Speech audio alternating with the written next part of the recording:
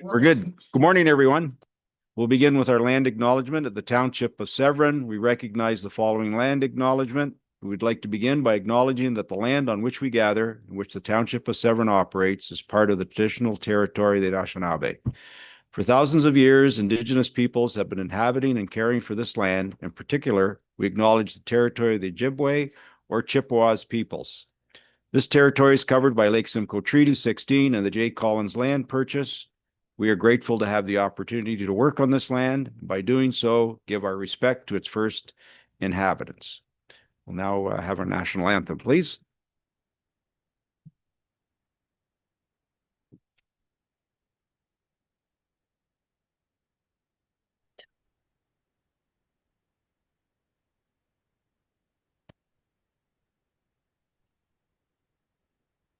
One second.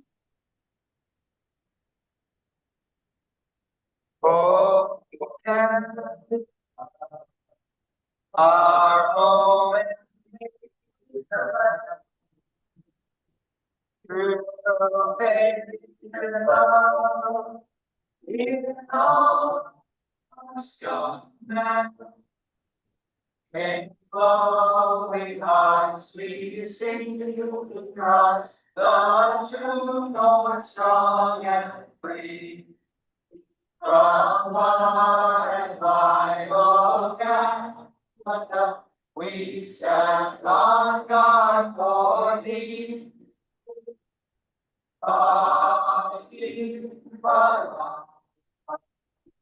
Glorious and free.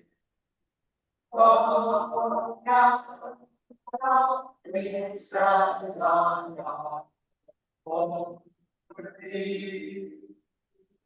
Oh, God, we stand on guard for thee.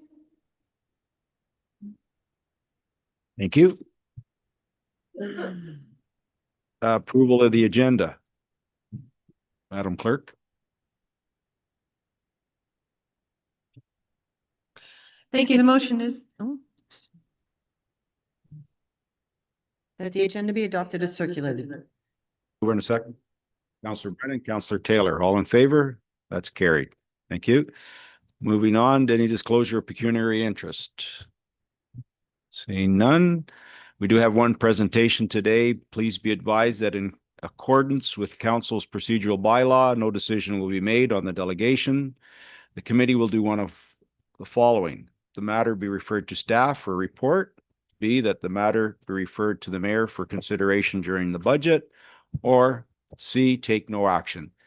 Good morning, gentlemen. And just to let you know, it is a 10-minute limit, and I think our CAO you'll hear a buzz when we get close, like within 30 seconds.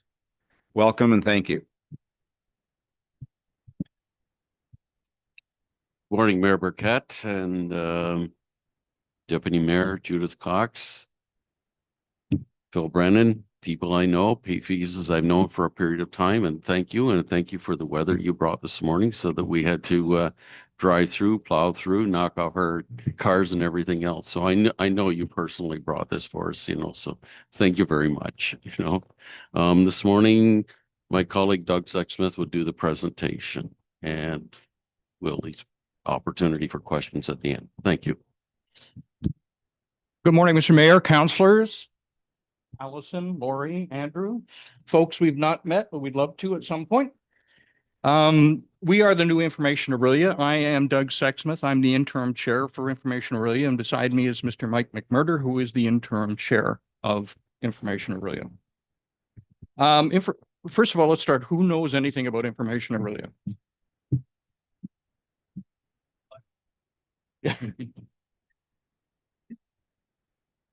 Thank you. So that's sort of the modus operandi here. We've got a fantastic brand. We've been around since 1969. We're very well known with the clients that we serve in the community and have. Our challenge has been, we don't have a very strong message outside of that. So hence our meeting today. So after 50 years, we have a very strong brand. We have a new board, skilled, diverse, experienced, and committed, and a new vision and new partners. So back in early spring and early summer, information really went through an existential moment. There was questions as to the direction that it was facing. And at that point, my friend Mike and I stepped in and felt that there was so much value and that had contributed so much in the community that we were not going to let this pass up. So as we've often talked to, and I have a real estate background, the house is solid, but it's time to renovate and take it back to the studs, which is exactly what we did. So we rolled up our sleeves, we got down to work, refreshing, rebuilding, and restructuring information Orillia. Next slide. So I want to talk very quickly about the board because we do have part of the discussion we had with the council in Orillia and with the mayor was that we set key performance indicators, and provided we met those KPIs along the way, they would have supportive council. And we're happy to say we have supportive council in Orillia as well as the mayor himself. So who's on our board? We have Melissa Robertson, who is the Director of Corporate and Operational Services for the Orillia Public Library. We have Alan LaFontaine, the Executive Director at Orillia District Chamber of Commerce. We have Susan Scheichel, who's the VP of Governance for a large media company and all things finance for IO. Wes Erskine, who's a retired staff sergeant of 34 years with OPP and the founding member of Inclusive Orillia. We have Kyle Peacock, newest member on our board. He's the owner of Peacock Tariff Consulting, and he will be doing grants and has been doing grants for us. Tim Lauer, who is a counselor of Ward 2 in Orillia. Mike, on my right, who is interim chair, all things Orillia, extensive contact engagement, headed up with many varied political campaigns, municipally, provincially, federally, and past chair of IO. You can pay me. And I have a very varied and extensive background in business, but for the most part, operations. So I oversee operations on a day-to-day basis. That's our board. And that was part of the prerequisite when we had a conversation with the council and with the mayor. Next slide. So before we get to the front door, we're going to talk about what information Orillia does do. We are the front door for services in Orillia. So most of the nonprofits that exist currently in Orillia would have been born as a result of a determination there was a need for them. That need came by information Orillia. We would assess individuals as they came in and we found that there was a homeless problem or there was a food insecurity problem. And we made sure that they were paired with the right nonprofit organization to head them in the right direction. We have a very profitable and a very viable and important aspect of our business, which is the income tax clinic, which we'll talk about a little bit later. We are very strong management, volunteer management program, which we are rebuilding again to its peak. We have a client contact support process, and just for general information too as well.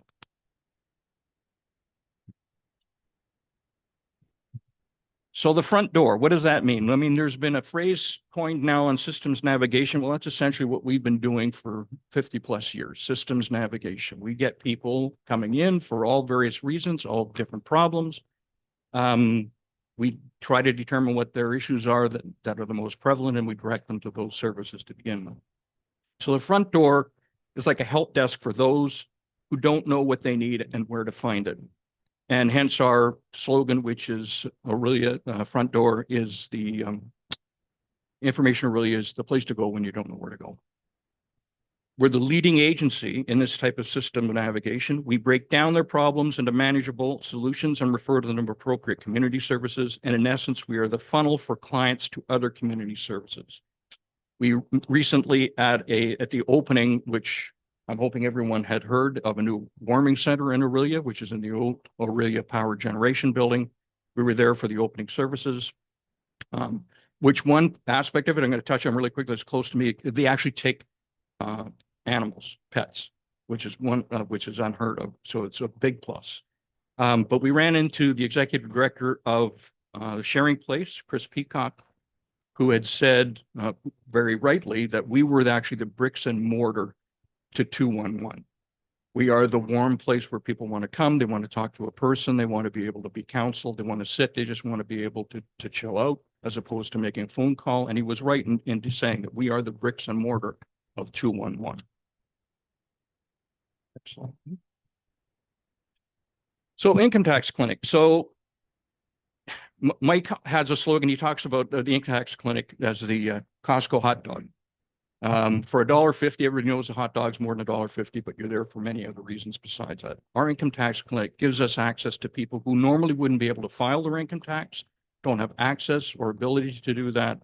And for us in Orillia and food strategy, income is key. We believe that food insecurity is a symptom of poverty reduction, and income tax clinic for us is exactly that, poverty reduction.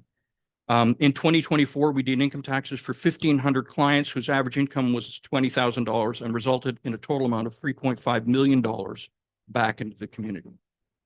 Studies have shown when people get money, they make smart decisions with their money. So it's not, there will be some on the periphery that will do willy-nilly things, but for the most part, there's some dignity and people make smart decisions with the money they get back, which then in turn makes us a very viable and a very strong business partner in the community as well.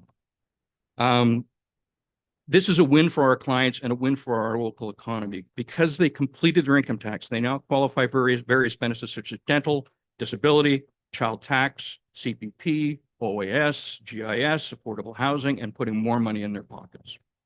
It's also for us 2 touch points because these folks very often are coming in for the first time, or maybe they have done it before, but it may be the only time they've come into the building for whatever reason.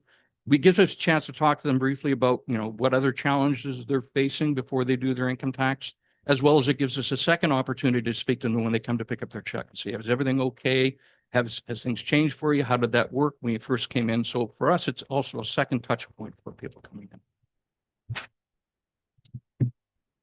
Volunteer management. Well, as it says, it's harnessing a valuable community.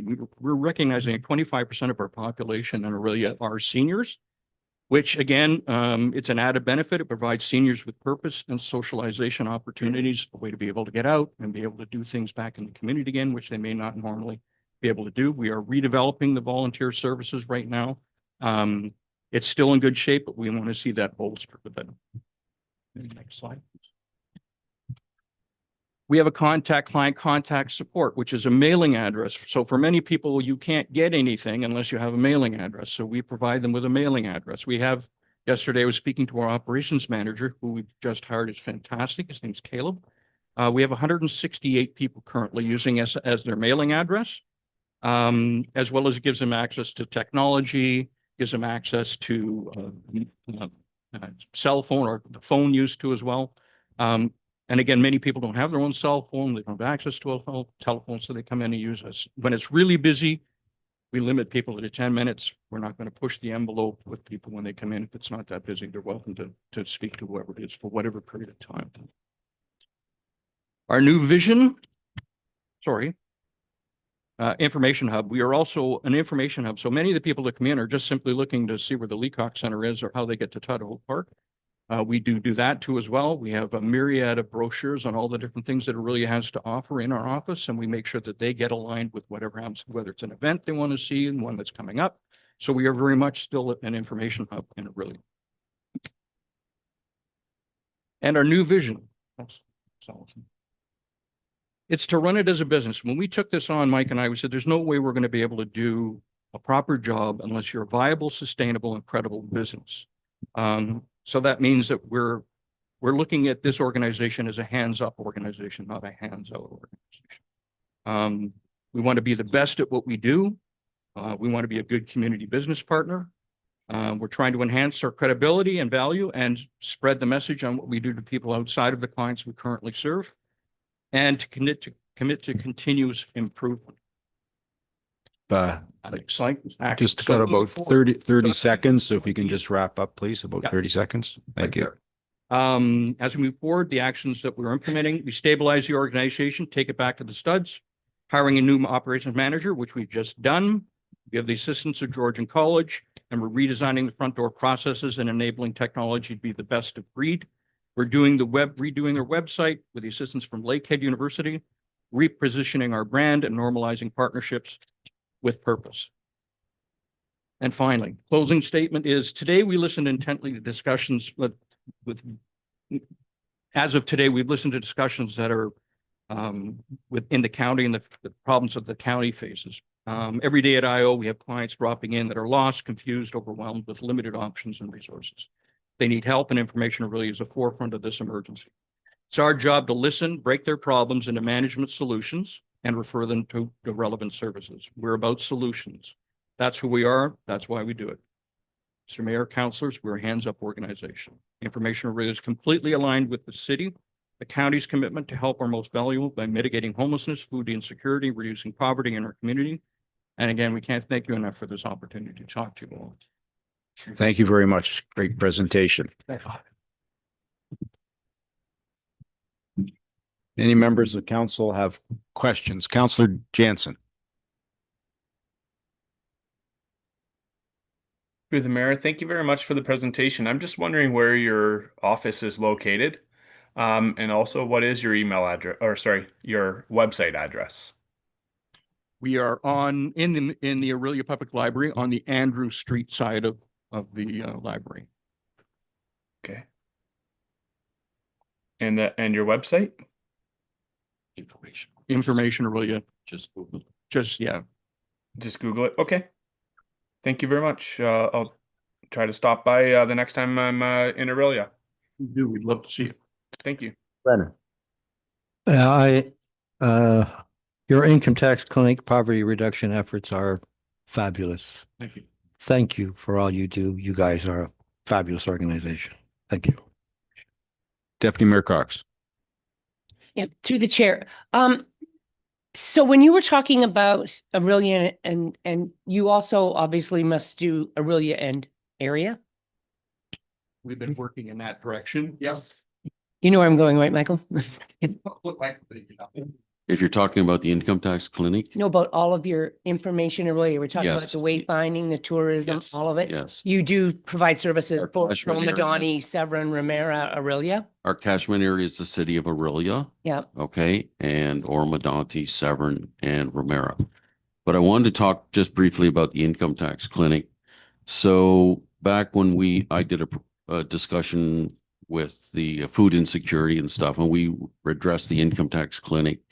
And then we had agencies that come to us and say, can you come in and help? Can we partner with you? But Ramera, there's a counselor out there that wants us to partner with them in terms of running the clinic. Okay, there is some interest, I think, in Ormodonti, Mayor Greenlaw. I was going to say Randy, but that was not very professional. So yeah, there's an interest out there. If you're interested in partnering with us in some way in terms of us actually coming here in a mobile fashion, bringing clients in, those kinds of things, we're interested in working with you on those kinds of things. So before we've been very, I would say, we're being more proactive this time. Yeah. You know, we've been, sort of like, okay, clients come to us and there's always been sufficient number of clients. That's not the problem. But we realize that we are in Ormodonti, we are in Severn, we are in Ramera, and we need to do more in terms of partnering. And we think that income tax clinic is a great way of partnering with the townships. And Michael, I think at one time, the library in Coldwater had someone come in and they did that clinic once or twice. And I think they went to the library in Coldwater and we advertised it. And I think it was very well looked after because there's a lot of people who don't have transportation to get Right. to Orillia. But- And it would be something that maybe we could do with the library. You could maybe get Yes. hold of our library and So- because they love to have those types of things. They have open things for all, they had a passport one, they've had different things so people can go, Right. as you say, closer to home and have that. That income tax is very important because there's a lot of people who do not apply because they don't know what to do. And then after you don't do it for a couple of years, you're afraid then that someone's going to come after you and go, why didn't you do it? So like I've known people who haven't done it for 8 years and then they're like, what do I do now? So, and there are people out there who are working hard and two people working in a family and they're not making an income of more than 50,000 if they're lucky between the two of them. One of the things And that those are the working poor I worry about. one of the things we came across is actually the diabetes group reached out to us, and they have people that you know, they're treating people with diabetes, and they said, we've got people with type 1, type 2 diabetes. And guess what? They haven't done their income tax. So they're not collecting disability benefits, which would, and you know, healthcare is healthcare, but there's still so much out of pocket expenses for people with chronic diseases. So if we get them where they have their income tax done, they can collect the disability, they have more money in their pocket to deal with those kinds of chronic out of pocket expenses. So, as Councillor Brennan talked about, you know, in terms of, helping, reduce poverty, but you know, it's not like we have to set up a magical infrastructure or anything else. Just do the income tax, okay? And they have money in their pocket. And it keeps their dignity. And that's the super important part of it for us. Because And working poor do not want to, just don't want to get into that position. And the dignity, I think, is very important. Thank so you. when I did the index of well-being, you know, and the township was part of that, what we came out of that was it said, you know, people that have money have more choices. Okay. Money, you know, you just have more choices. So the housing, your food, everything else. That's number one. When they did the basic income research, they said, there was all this thing about, oh, well, they're just going to misspend the money. That was not true. So within a certain, you know, I'd say generally, people were making good decisions. They had more money in their pockets. So if you couple with the index of well-being, you couple the research with basic income, the stuff that we're doing, people with money in their pockets. And it's really interesting. Not only will we, you know, we did a bunch of back income tax for people. They're saying, okay, I suddenly have this big check. Help me figure out how to spend this money wisely. So they realize they have a lot of money, but they don't have the skills. So that's where they're helping them with some of those particular types of things that need to be done. Well, thank you. Councillor McIntyre. Thank you, through the chair. Very nice presentation, gentlemen. One thing that really caught my ear was the fact that you have 160 some odd people using your address. I mean, how many people can't communicate with anybody, their doctor, income tax, anybody, if they don't have an address? And the fact that I think that should be highlighted in your presentation. The fact that you've got 160 some odd people using the IO for an address, it's just stands out to me that that's a marvelous thing to have for people. Yes. Thank you, Councillor. That's very much hands up, as we refer to it. It's a hands up. It's not that you understand what I mean? You know, so, yeah. So yeah. Thank you. Councillor Minnings. I thank you through the chair. Thank you for the presentation, and I agree. Information is a great resource, and I'm glad that you've rebranded, so to speak, and you're back up and running. My question would be about next steps around the income tax clinic. Specifically, I know the deputy mayor mentioned Coldwater and the library there. I'm also thinking of the West Shore Community Center, and I'm in West Shore the Washego Community Center. I'm in West Shore, which is Cumberland Beach, and we also have a community church that may be available to have income tax clinics. So I'm not sure if it's a conversation that Information Orillia will have with staff about that, or what that next step could be, because income tax time is going to be coming up in the next 3 months or so. And it would be great to get something, if it's available, to bring your clinic to us. I'd like to see that as widespread as we could. Thank you. Thank you. Thank you. Any further questions? So just a question, the income tax, do you charge clients, or is it a free service that you provide? We have a bit of a, if people don't have the money, we don't charge them. You know, we ask for donation. So it's not a fee, it's a donation. We set some kind of fee. It's not a lot. Okay. So some people have a little more in their pocket. You know, we say, can you make this donation? They say yes, no. And we leave it at that. So the other thing, Michael, is, you know, that we've done our budget. What were you looking for? Were you, did you have? We're not looking for money today. Okay, Michael. perfect. All right. Okay. Today. Okay. I think it's really important. We're one of the things we're doing is establishing what we call relationships with purpose. And it's really important for us to start establishing those relationships with purpose. And if we can work with the township, first of all, say on the income tax clinic, there's some other things that we're working on, but we want to build that relationship with purpose. So we're not asking for money. We wanted to make you aware of it, and we wanted to reach out to you and see if you were interested in partnering us with some way on the income tax clinic. But we are not asking for money today. Well, thank you very much. And I know that what you do is great work. And you know that Orillia is basically for Oro, Severin, and Ramera, where we go when we need to shop, and like we spend lots of money. So partnerships are something that we look forward to, and we appreciate that. So And thank you. Just to highlight really quickly on what Mike was saying about relationships with purpose. Very often the tendency is in a nonprofit sector is to take on grants for the purpose of keeping alive. They may not even directly relate to what they're doing. They're just sort of writing grants for the sake of writing grants. So relationships with purpose means that in past, it could be noted that you are an inch deep in ROI. So we pulled that focus back into what we do really well, just to create a rapport with our clients and to be able to establish a front door service that is beyond belief. Outside of that, we're writing grants with purpose. So we're not just writing for the sake of writing on one piece of paper. What do we need? Where do we see this supporting us going forward? So that's again part of the relationship with purpose. Grant writing. We're 100 days in, Michael. Well, great job. And thank you Thank you. very much for the presentation. Madam Clerk?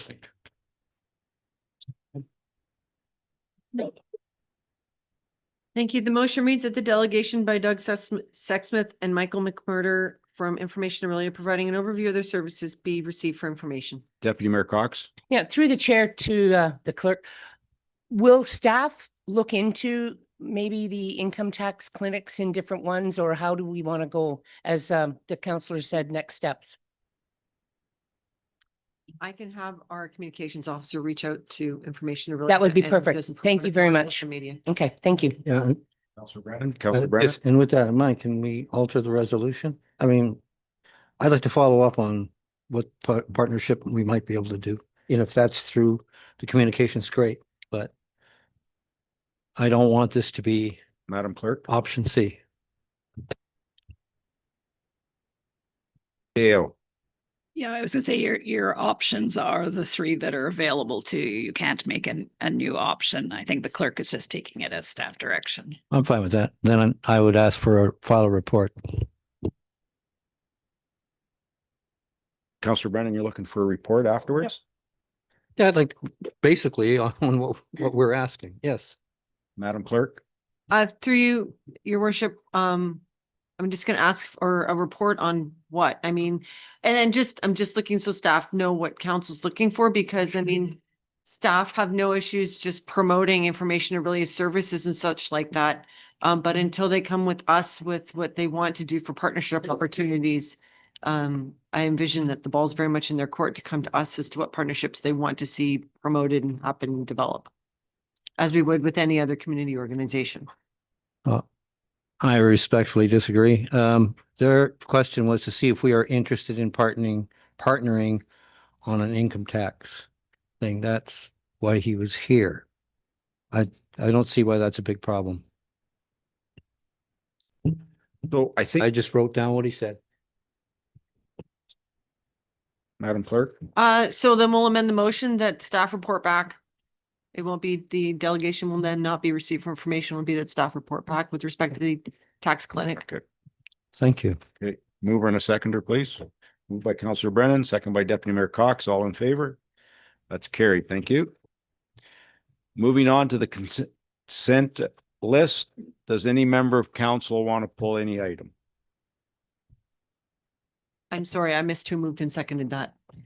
Councilor Brennan and Deputy Mayor Cox. Thank you. Any items on the consent? Councilor Jansen. E 3.2, please. Deputy Mayor Cox. I'd like to just comment if E 3.2 is nope. The one I want is E 3.4, the Coldwater Wastewater Treatment Plant expansion. And I also just wanted to comment, do I do that now, Madam Clerk? Okay, so what I wanted to comment on was the recommendation that we support the release from the Township of Springwater's use of Clearview's Township's agricultural lands, excuse me, for a national defense. Why I wanted to speak to that just is I think it's important that everybody understand that the federal government wants to take 700 acres of farmland in Clearview, plus they were also looking at Springwater for their defense satellite or whatever it is, when there is base Borden right there. So it's all prime farmland. It'd be different if it wasn't. So I think we should support Clearview and Springwater, and there's many other municipalities who are supporting this. I think that would be it. Thank you. Councillor Taylor. Yeah, I'd like to just comment on E 4.3 that I want to thank staff for jumping in and responding correctly here. And there's a deadline of December 22nd and we've made it. And I want to thank staff for doing that. Thank you. So 3.4 you're going to pull as well, Deputy Mayor Cox. We'll talk about that later. That's the wastewater treatment plant expansion. Okay. Yes. Thank you. And are there any others? Councillor Minnings. Thank you. Sorry, I'm just trying to navigate two screens. The item, I think it's 3.1 or 3.2 about the short-term rentals. Just a question that I think can be addressed, if possible, by the clerk. I've heard the date of April 30th about a potential date for a planned community meeting or public meeting rather. Is that something that you can confirm or not at this point? Madam Clerk. Through you, your worship. So yes, the public meeting has been confirmed for 6 p.m. on April 30th with respect to licensing or potential licensing for short-term rentals. Thank you. Following the public meeting, a report will come back to council. Thank you very much. Okay. Any others to be pulled? Okay, Madam Clerk, do you have a motion for those, please? Thank you. The motion reads that the consent list for December 10th, 2025 and the recommendations contained therein be adopted as resolutions of council with the exception of E 3.2 and E 3.4. Seconder, please. Moved by Councillor McIntyre, second by Councillor Taylor. All in favor? That is carried. Thank you. Madam Clerk, are we moving now in camera because we have our lawyer here that charges us by the second? Out. So for everyone present, we're just going to go in camera for maybe 10 minutes. You can wait. You have to wait outside. We're going to be significantly longer than that. We have 4 items to get through. So we'll be, you're more than happy to wait outside. We'll open the doors when for those that are here on the short-term rental thing, so the policy change has been approved. So it won't be coming back further on today's agenda. So, so the motion to go into close. Merry Christmas, everyone. The motion to go into closed reads that committee resolve in a closed session that this meeting is hereby now closed to the public pursuant to the Municipal Act SO 2001 Chapter 25 Section 2392 for the purpose of considering a proposed or pending acquisition or disposition of land by the municipality or board, litigation or potential litigation including matters before administrative tribunals affecting the municipality or board, advice that is subject to solicitor-client privilege including communications necessary for that purpose, a trade secret or scientific, technical, commercial, financial, labor relations information supplied in confidence to the municipality or local board, which if disclosed could reasonably be expected to prejudice significantly the competitive position or interfere significantly with the contractual other negotiations of person, groups of persons or organizations. And finally, a position, plan, procedure, criteria, or instruction to be applied to any negotiation carried on or on behalf of the municipality or local board. Sorry, Moving could you repeat that? please. Moved by Councillor McIntyre, second by Deputy Mayor Cox. All in favor?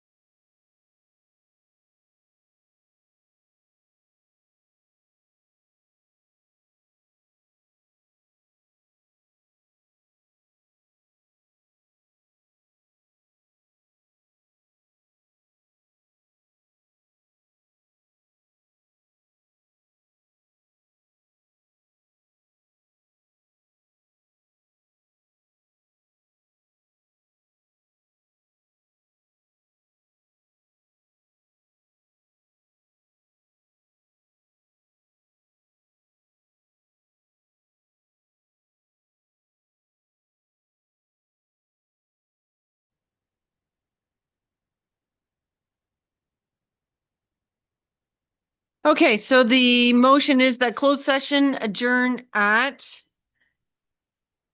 10:50 a.m. and that the meeting is hereby now reopened to the public. Mover and a seconder, please. Moved by Deputy Mayor Cox, second by Councillor McIntyre. All in favor? And just for those that are wondering about process, for those that are listening online, we are coming out of close to hold the public meeting under the Planning Act, and then we resolve back into closed session and complete those items. So if I can, I didn't hear who No. the mover and seconder were. No, Mover is Deputy Mayor Cox, Councillor McIntyre. Thank you. Next motion is that council resolve into committee of the whole. Mover and a seconder, please. Deputy Mayor Cox, Councillor Brennan. All in favor? That's carried. Okay, and I believe at this point, the chair moves to Deputy Mayor Cox. welcome and good morning. Today, there is one public meeting regarding a proposed development application in accordance with the Planning Act. I am pleased to advise that this meeting is being broadcast live on the Township's YouTube channel, where a recording of this meeting will be available. Notice of the meeting was sent by first-class mail to all property owners within 120 meters, 400 feet of the subject property. Signage was also posted on the subject property to provide information about the application. All of this was in conformance with the Planning Act process for a statutory public meeting for a zoning bylaw amendment application. The purpose of the meeting is to inform and provide the public and committee of the whole with an opportunity to ask questions or express views with respect to the proposal. The format of the public meeting will be as follows.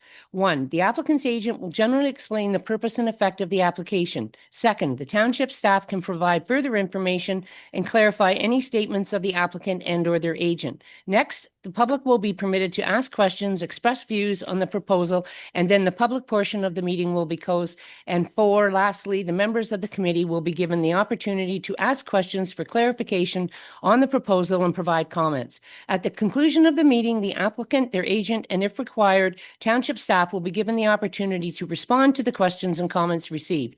No decision will be made today at the public meeting on the proposed zoning bylaw amendment application.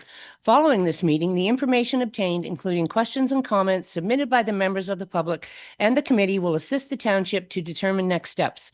The township is the approval authority for the proposed zoning bylaw amendment, for which this committee may recommend the bylaw to be considered at a future council meeting or ask for additional information prior to the council's further consideration. If in the future Township Council decides in favor of the application, members of the public who have provided oral or written submission but disagree with the decisions may be entitled to appeal the decision to the Ontario Land Tribunal under the Planning Act. Any individuals attending the individuals attending the public meeting in person or by YouTube, Zoom, or telephone may email or call the Township's Planning Department to submit contact information to receive the notice of the decision on the application. Public meeting for 8227 Highway 12 zoning bylaw amendment application. I now call on the applicant's agent, Vanessa Simpson from Morgan Planning and Development, to please present the information provided within item F.1.1 of the agenda package and explain the purpose and effect of the application. Welcome, Vanessa. Plug in, because That's okay. Thank you. there's no power. I might make it, but I might also. Right there. There you go. Be good.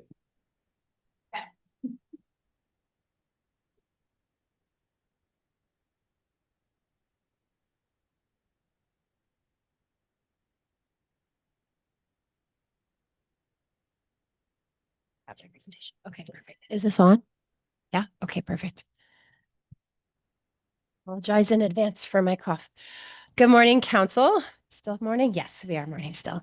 Staff and members of the public, as noted, my name is Vanessa Simpson. I'm a senior planner with Morgan Planning, here to represent the applicant on the proposed zoning bylaw amendment application for 8227 Highway 12. I'd like to note that today I am joined by the applicants and the owners of the subject property. Briefly, I want to provide some history before I continue on with my presentation to provide you a little bit of context on how we've arrived where we are today. In summer 2004, the applicant submitted a minor variance application to facilitate the construction of an oversized detached accessory structure proposed as a personal use storage building on the property. In January 2025, township staff conducted a site visit and issued a letter indicating that upon reviewing the application, it became evident that the subject property, and I quote, is and has continued to be illegally utilized and advertised for the purpose of a commercial motor vehicle repair garage and or motor vehicle body shop. You may know this business as DW Custom Exhaust. In addition to the business, the township staff inspection concluded several other violations on the property, which mainly related to outdoor storage uses on the lands. Following this, the applicant has engaged Morgan Planning and Development to assist with obtaining the necessary approvals to permit the intended use and to address the zoning deficiencies associated with the proposed structure. It is important to note that all business operations on the property have ceased. The applicant has temporarily relocated their business to an alternate location while we work through the planning process. The applicant has been diligent and forthright with township staff while navigating this application process. Next slide. The subject property is situated on the north side of Highway 12, immediately west of Highway 12 and Fairgrounds Road intersection. Next slide.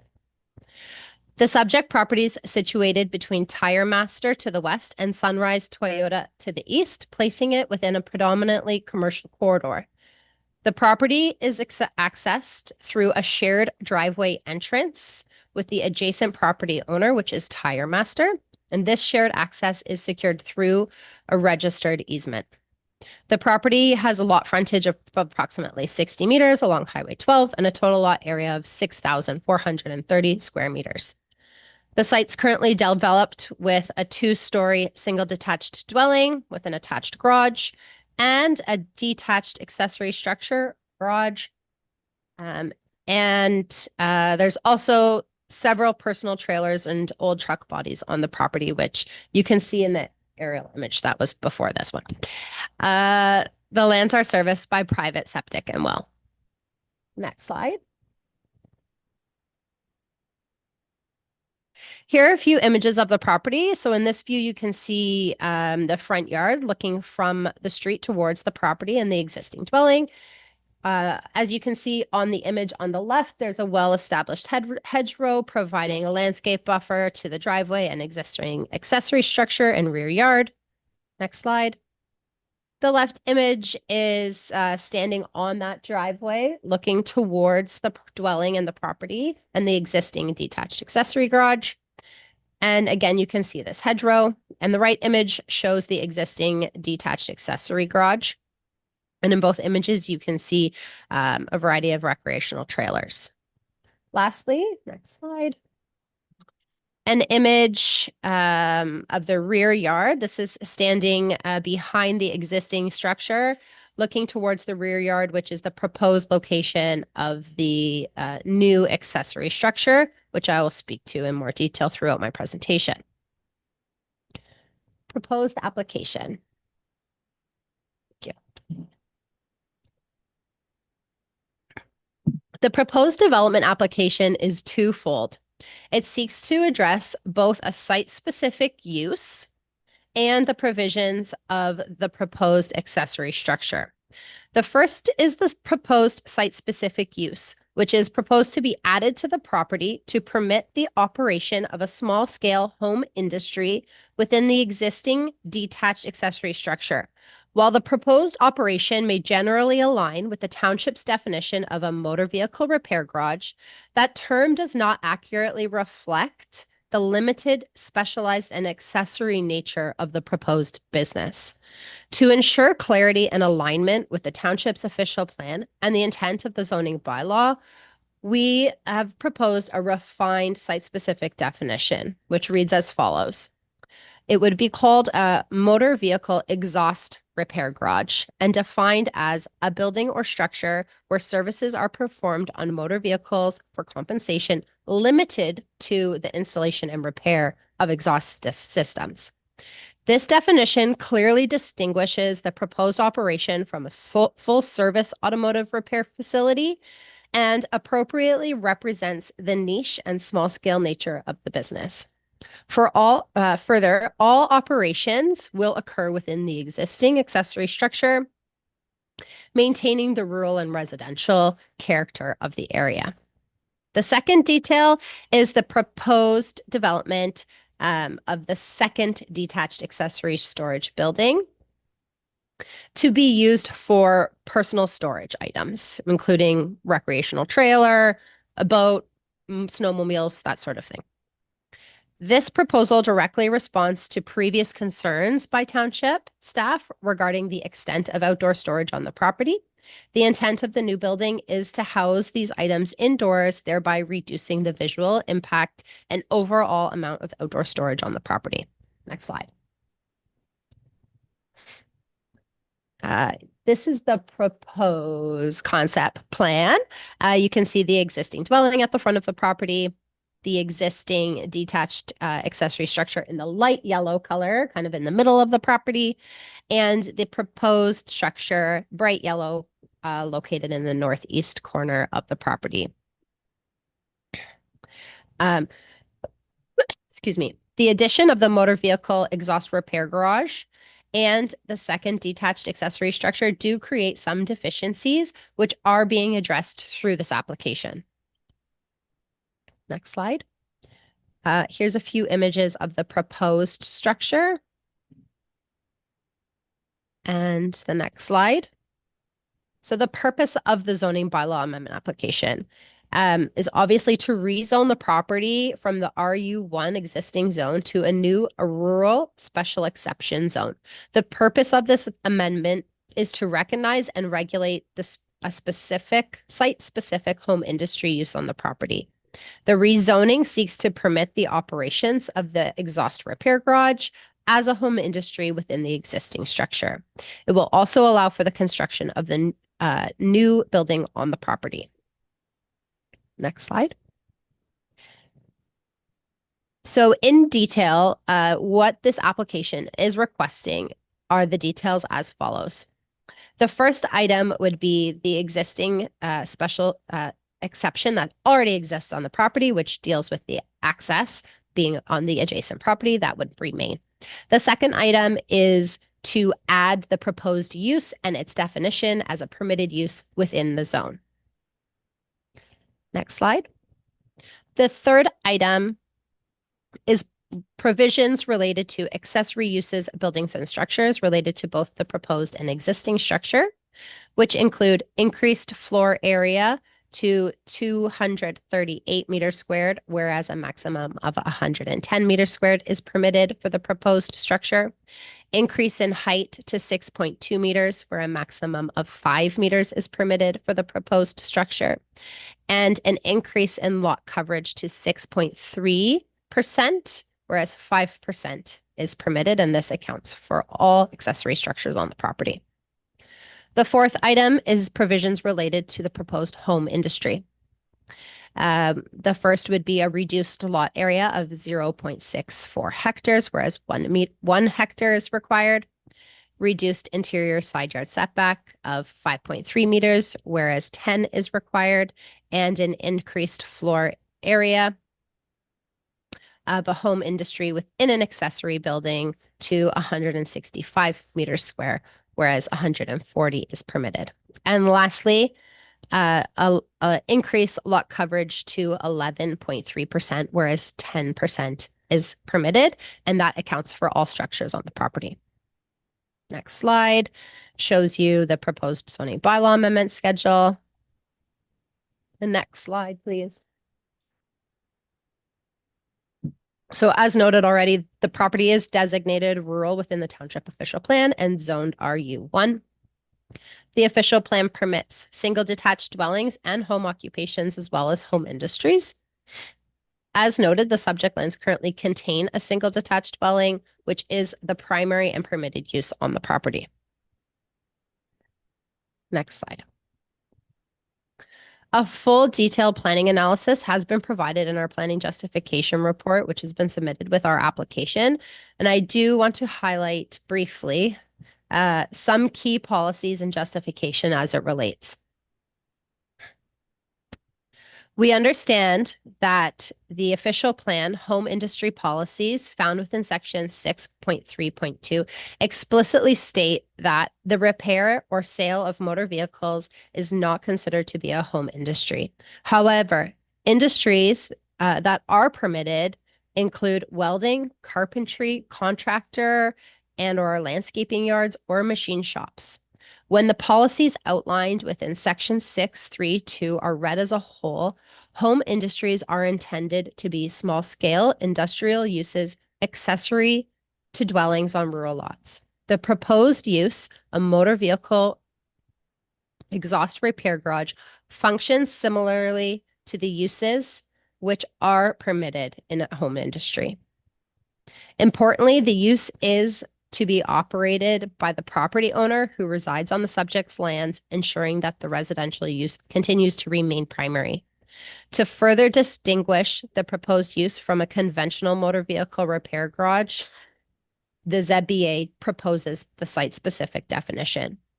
This refined definition limits the scope of the operation and ensures the business functions more like the other home industries similar to a welding shop or a machine shop, rather than a full service repair garage. The small scale, limited range of services and containment within the existing structure align with the intent of the home industry policies. It's our professional opinion that the proposed business meets the intent of home industry policies outlined in the official plan.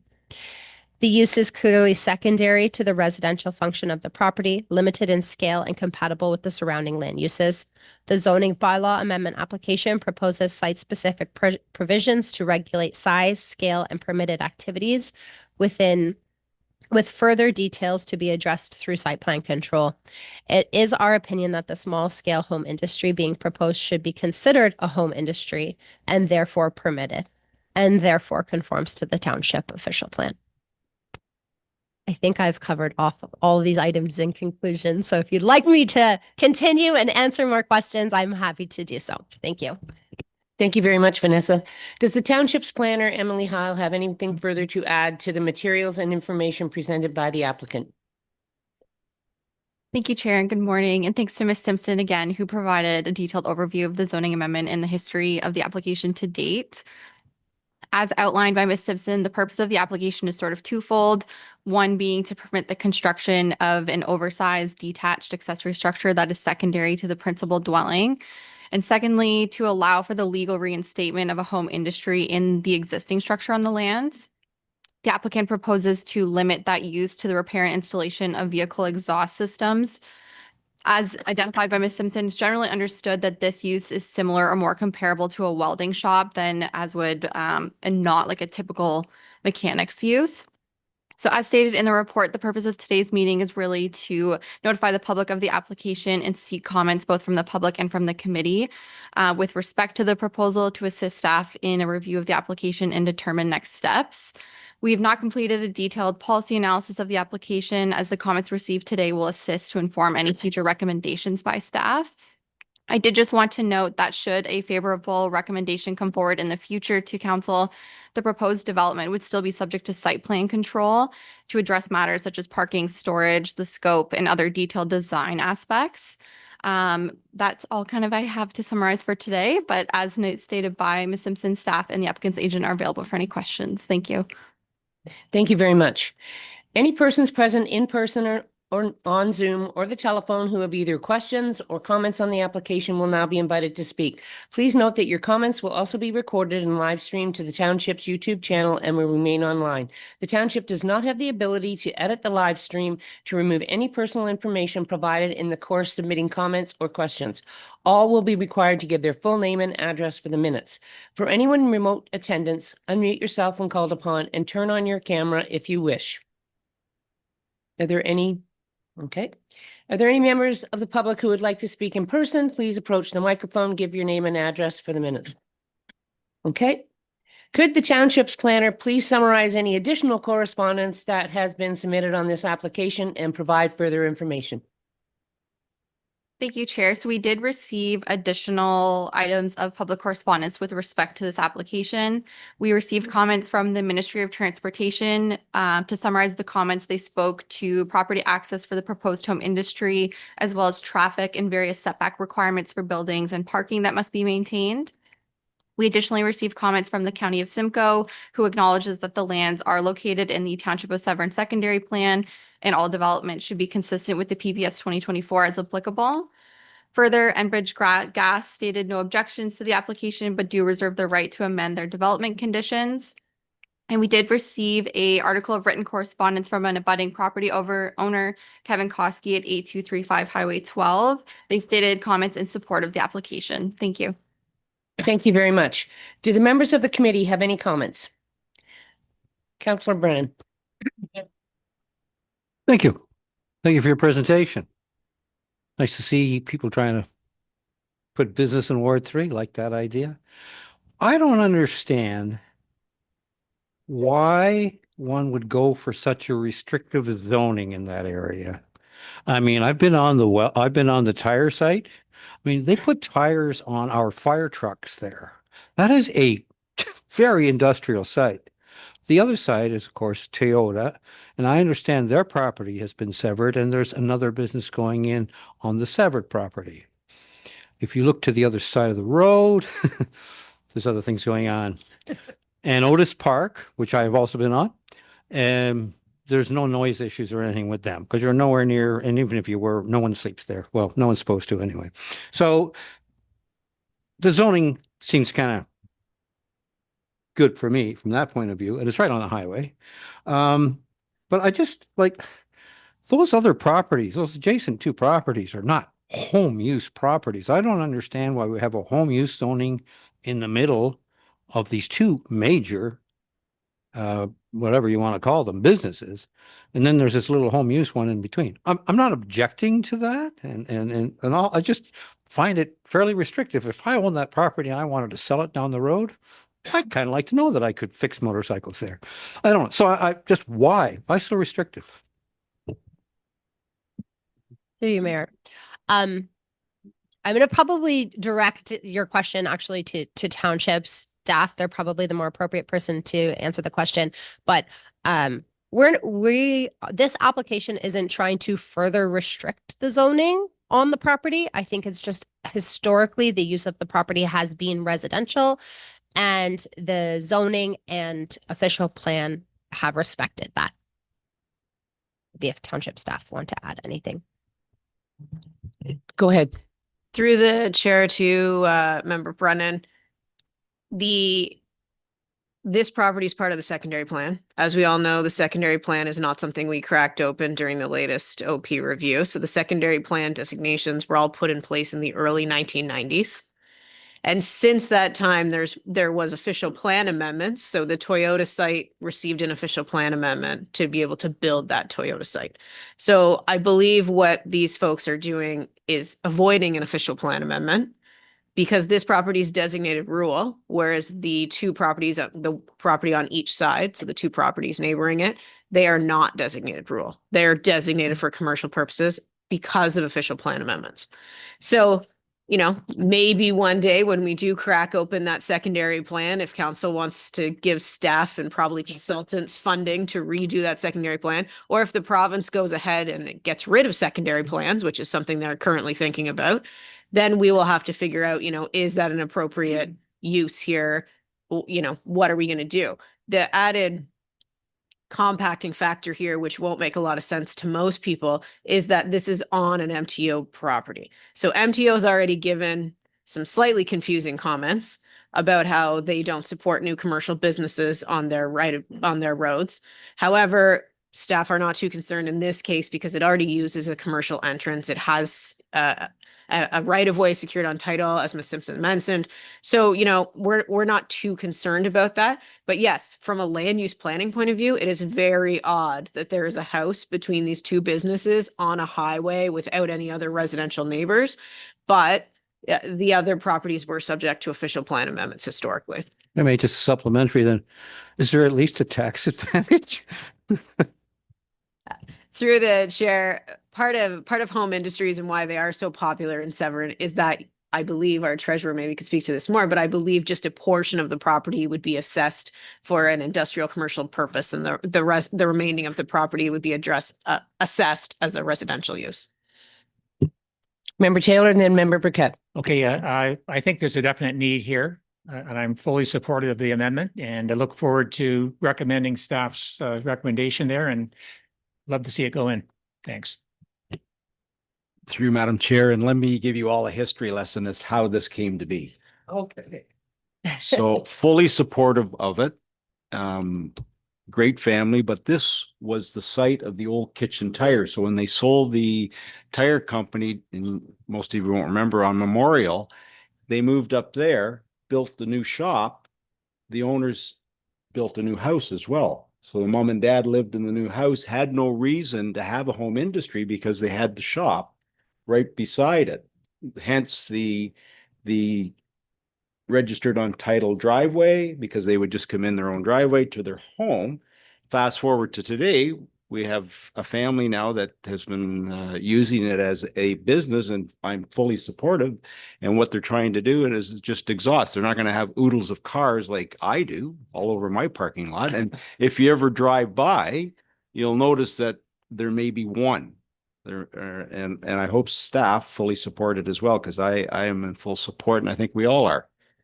So thank you. That was a history lesson. Thank you. Member McIntyre. Thank you through the chair. Just a one question. How long did the exhaust business operate there before they closed it down and moved away, and then subsequently like to come back? How long? Do you have an Yes, idea? through your mayor. Can I ask the applicant? Chair. So 2000, So over 10 years.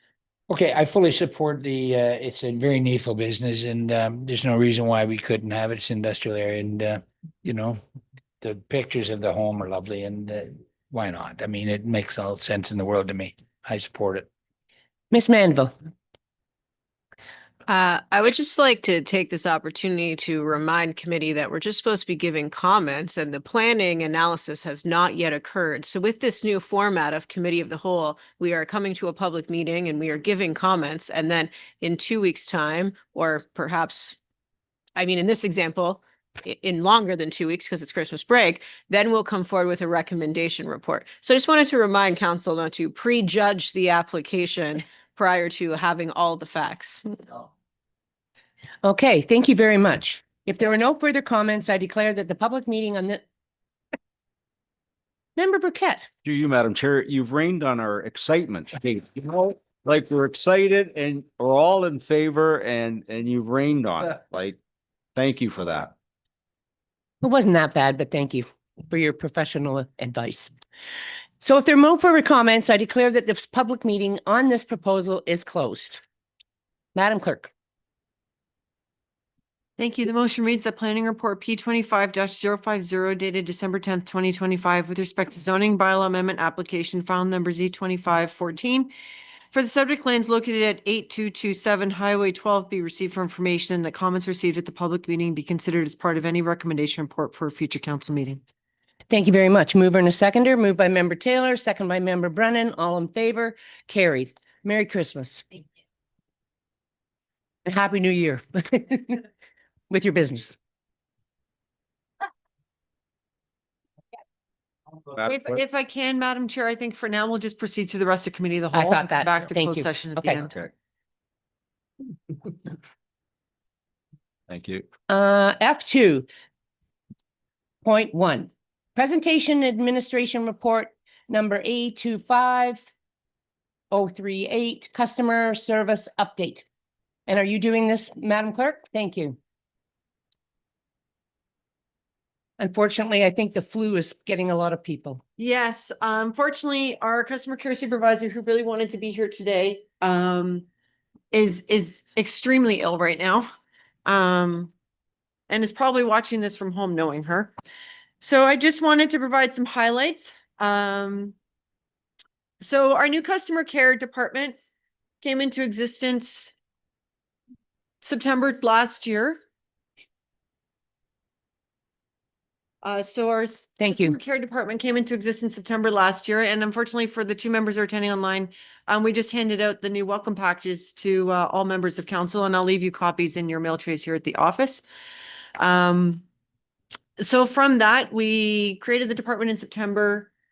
Our customer care supervisor started in November of 2024. So we're pretty much at that 1 year mark since our supervisor came on board. Since then, staff have worked very diligently, as detailed in the report, to make huge strides forward in our customer service. The cross-training has been one of the main priority pieces of the group in order so that the entirety of the front counter team can respond to queries involving multiple departments, so that, in opposite to what was happening before, if you wanted to get a building permit before the change of the team and get a fire permit and pay your taxes, you talk to basically 3 different people. Now you're just talking to one person when you're coming into the counter, which is a great step forward. What I might do here for a second is just share my screen so these lovely graphics get up on the screen.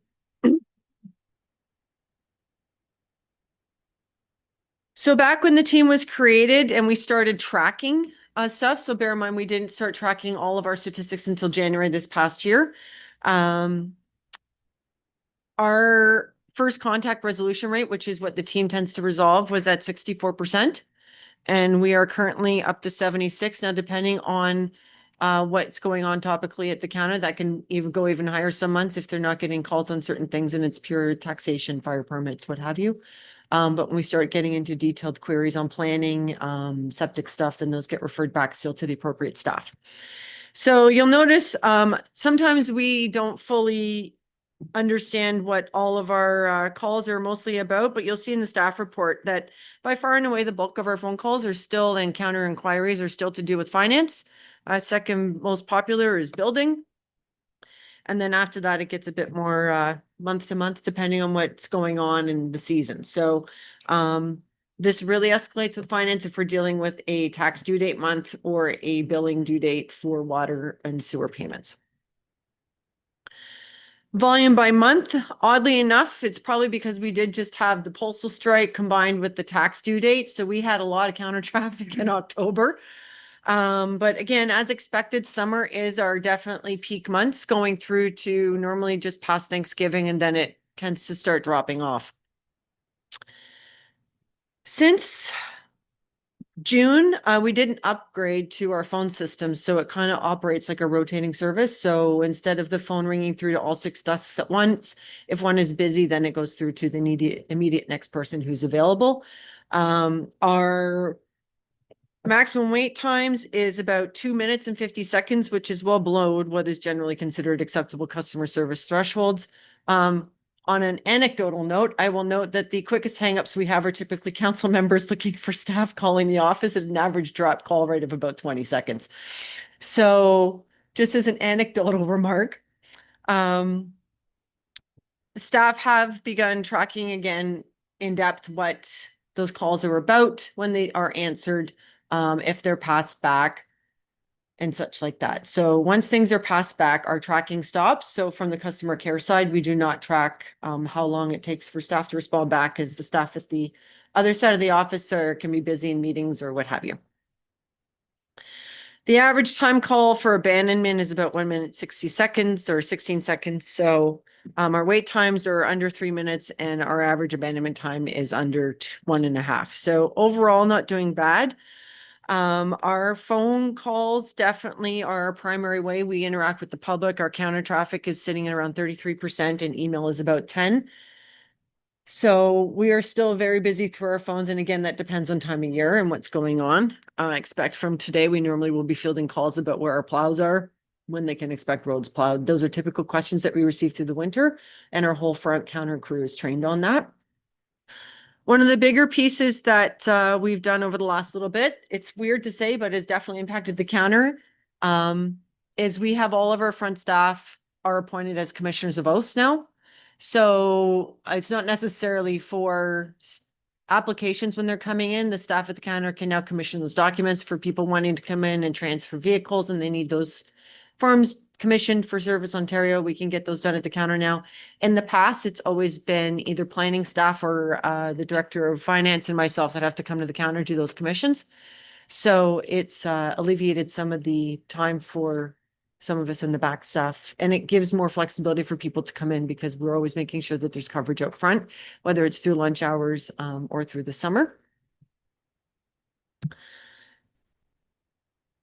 For training and development, clearly on page 5 of the report at the top here, I just want to highlight this. So early on, our supervisor identified some areas where we were getting a fair number of queries over the counter and through the phone that were getting passed back regularly, and following some training with staff. That is being fielded considerably more since that training's been had with the front counter. So for building, when they first started, the general knowledge was around 68%, and we were fielding those at the front. Now it's up to 77. For finance, it was around 77, and now we're up to 85%, where the front counter is taking those calls. For planning, it was originally around 43%, and following some great training with our planning staff, it's now up to 78%, where staff are fielding those queries at the phone and front counter. In addition, so in the past, we had like the dedicated planning admin support person would be the sole person supporting committee of adjustment for their meetings and such. That is now rotating through the team as to who would like to do it as a start point, so that they are equally trained. It works out well because then they are all equally trained in on minute taking, and working with meetings in a more formalized structure. So it's been a good benefit to them. They're also supporting the fire department with their training and such. So they attend hall meetings to take the minutes. They attend the training for the fire department so that when they need to have it proctored, then they are certified proctors for the fire department as well. So overall, in the past year, the customer care team has provided, as noted in the report, 115 hours of after-hours support to various departments through meetings and training and such. So it's not just in the office. Some of the ones that I want to highlight before we get to this lovely package that has been put together. Our customer care team, and this is entirely an initiative of our customer care supervisor who had this when she worked for the town of Innisfil, where they attend the odd community event and they have a table and can field general questions about the municipality. They bring information, and going forward, we'll have some nice swag for the municipality, like dog leashes and keychains and stickers and all that type of stuff. And with the intent of, they have a remote hotspot access. So they would be able to, in the spring, when they attend something, help someone complete their fire permit applications from wherever they're set up and what event they're at. In the past little bit, they attended the Otis Park Fall Fair, or sorry, the Otis Park Orillia Farmers Market and the Coldwater Fall Fair on this past fall. And they will be attending, we're hoping, about 4 events over the course of next year. So, and some of the things that they'll be able to do there, in addition to just helping people with fire permits and general inquiries and such like that, is coming into June, July, and August. If they're attending an event, they'll help people be able to look and see if they're on the voters list and get them updated if they're not. So things like that nature. It's been a great step forward. One of the things that was identified also was the need to have a welcome package. So we've got this lovely welcome package that our supervisor worked with our communications officer very diligently on with the 2 of them, and it took them quite a bit of time. But in there has a brochure on our council and committee meetings, how to, all of council's contact information, how to stay informed, how to register for our e-services, how to contact the team, the insert on the strategic plan. A lot of the information in here will be updated and varied depending on what's going on. So say when the Coldwater BA produces their new bookmarks in the new year, that bookmark will be updated in here. When Orillia and Lake Country give us their 2026 package, it'll be, or their brochure, it'll be updated in here as well. Our recreation programs has an insert in here. The new coffee and company program that's happening has an insert that's in here, as well as a full color welcome package that details something about every department that we have here at the township. The waste management calendar is included along with the township's economic development strategy. So it's quite the comprehensive package. One of the pieces, so people can, after they eventually might lose this package or use it all up or what have you, there is a fridge magnet also that's in there so that they have a permanent way of knowing what the township mainline number is if they have queries in the future. So It's taken a significant amount of time and work between our communications officer and customer care supervisor to get that up and going. But we're pleased to have it ready to rumble for the public going forward. So I think that's pretty much it for me going forward. The team's priorities are just basically to continue to improve and more cross training.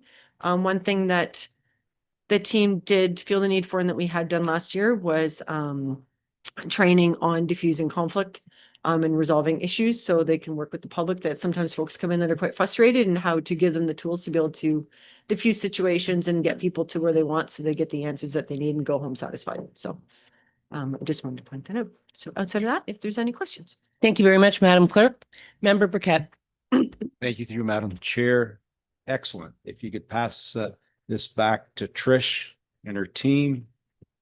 You know, I think we talked about this years ago where some of the municipalities were giving them a welcome package. So someone moving to Severn, you know, or moving anywhere had at least something that showed where they could go and some of the events that were happening in our community. And this is very well done. And the whole team, when I look at the numbers, 14,000 calls, that equates to about 70 calls a day that they're receiving. But I would have thought Public Works was, but it isn't. It's Andrew. Yeah, money.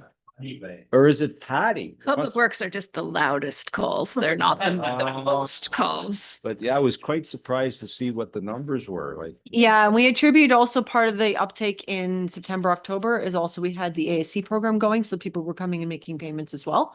So in addition to having the tax due date and the postal strike, which brought more counter in traffic in because people wanted to make sure things were getting paid, we did have that new piece coming on board as well. So And supplementary, if I may, I know I said years ago that people were afraid to come into the office because they wouldn't like the answer they were going to get, so they were fearful. But this now with this whole regime, like it's a welcoming token now, if I can say that, as they come in, like they feel like it's welcome. It's their office, right?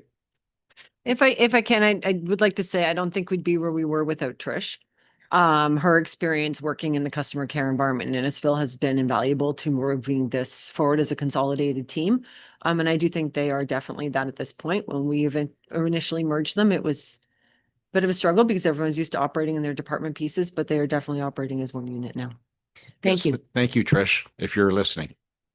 Okay, what I'm going to do is I'm going to start with Member Taylor, Member Brennan, Member McIntyre, Member Minnings, Member Jansen, because I'm pretty sure everybody has something they'd like to speak to.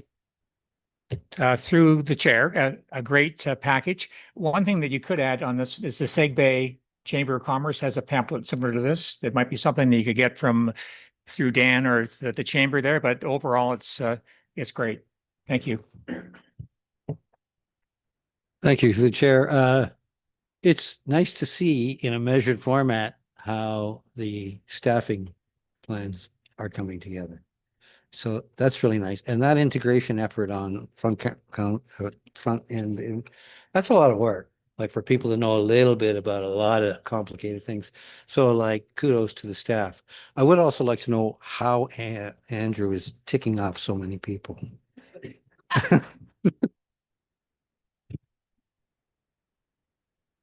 Okay.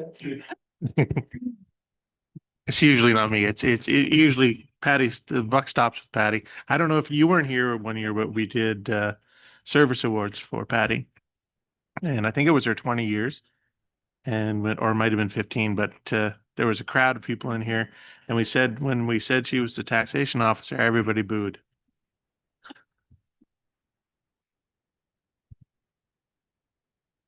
Thanks, through the chair. This is marvelous, really pulling everything together. Like the member Burkett said, people were afraid to come in here for a while.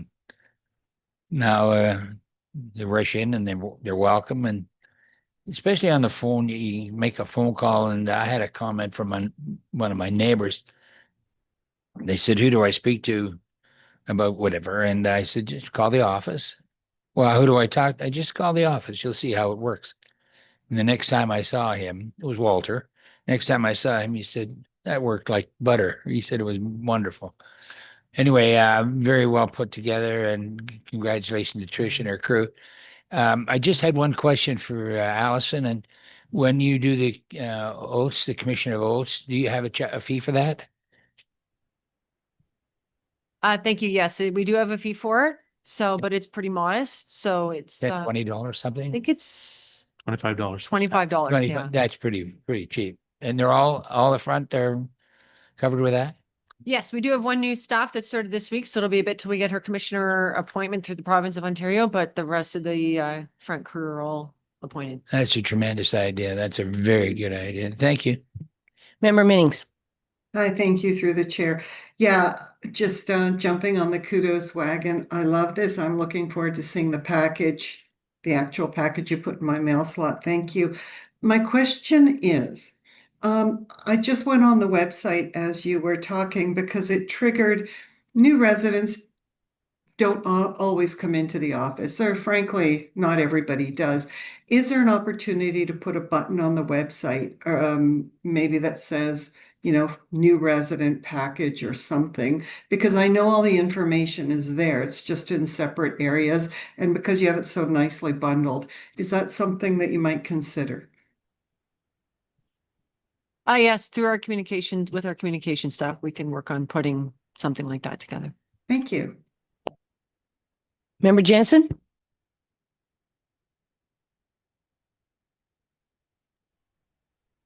Thank you. Yeah, I agree that we're moving in the right direction here. I'm pleased to see how the facts show that through training we've been able to help our residents in a more meaningful way. I have seen our customer care team out, especially at the Coldwater Fall Fair. I think it was very well received, and I look forward to seeing them again in 2026. Okay. I just want to thank everybody the same, but I have a couple of things. The portal, creating an account and doing that. I've had a few calls and comments on that. It seems to be sort of why can't I just send in what I want to do? And why do I have to create a whole thing just to say I have a complaint about, or I have a thing about? And then somebody said, well, what if you're not savvy on this? Can I just call in and make those comments or something? Thank you. So if folks are not comfortable going through the portal, they are welcome to call in. Staff will put their general query into the system. I qualify that by saying if it's a bylaw complaint policy, it has to be from them or in writing on behalf or someone on their behalf. But in general terms, our staff are quite used to putting stuff in. We regularly have folks even before this that came to the counter that are not quite as tech savvy as some others. So we've always tried to assist them with that. On the current portal, you may have remembered from the budget, you considered only I think it was 2 weeks ago now, that there is new software that's being considered for next year. So I expect as we work forward with a work order management system and such that a easier to use customer service portable will come into place. It's probably not going to replace the one that deals with your water and sewer bills, but just for complaints and inquiries and that type of stuff, it will have a bit of a refreshed look and be a little easier to use. So just to clarify, if you're doing a complaint, you have to create an account.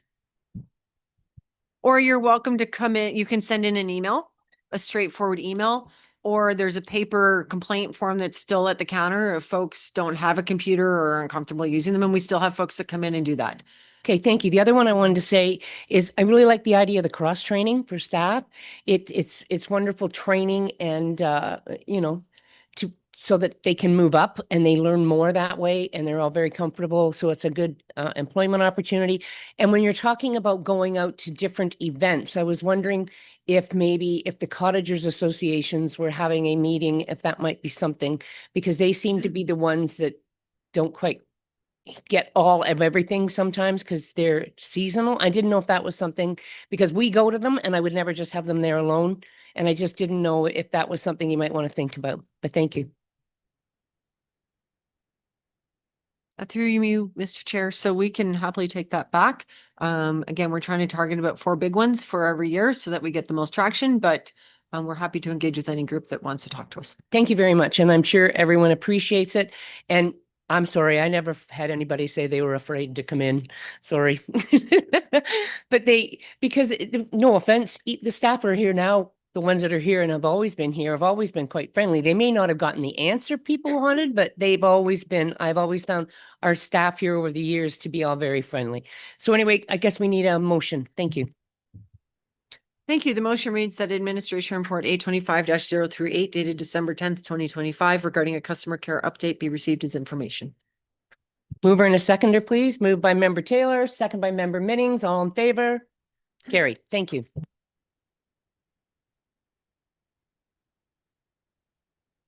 Now we have F 2.2 presentation from Brianna Sullivan, Civica Infrastructure Inc. Public Works Report Resurfacing Master Plan. Mr. Burkett. Through the chair, yes, the Public Works Department is very excited about providing this presentation alongside our consultant, Civica Water Solutions. And so we'll start there. It's been about a couple of year project now, or just coming around to. And you'll see throughout the presentation how we arrived at our conclusions and our solutions. And of course, this is a master plan. So I guess take a lot of the things we see here today at a high level and a bit of a concept with the project listings and the plans and some of the solutions that we're presenting to have much more detail work through the various stages of design and feasibility and consultation. So I'll hand it over to Brianne.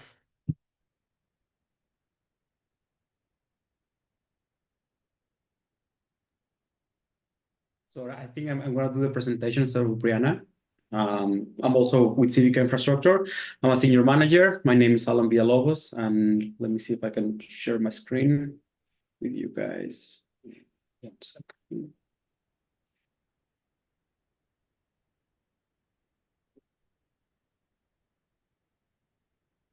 And let me know if you can see the screen. Yes, we can see that. Perfect. If you can speak up a bit, that would be great. Okay, no problem. Okay, so we're going to do the presentation for the servicing master plan that we did a few years ago. We're here to present the master plan analysis and solutions for the water, wastewater, and stormwater servicing strategies to accommodate the growth to 2051. So it's a 30-year projection. And what is the focus of this master plan? Interrupt, but we're going to have to figure out your volume isn't getting clearly out here. Let me see if I can get closer. I don't know if, can you hear me now better? Let's try. Can you hear me now? If you just continue to speak, our IT person is trying to increase the volume. Thank you. No problem. The focus of the master plan is on the water, wastewater, and stormwater infrastructure.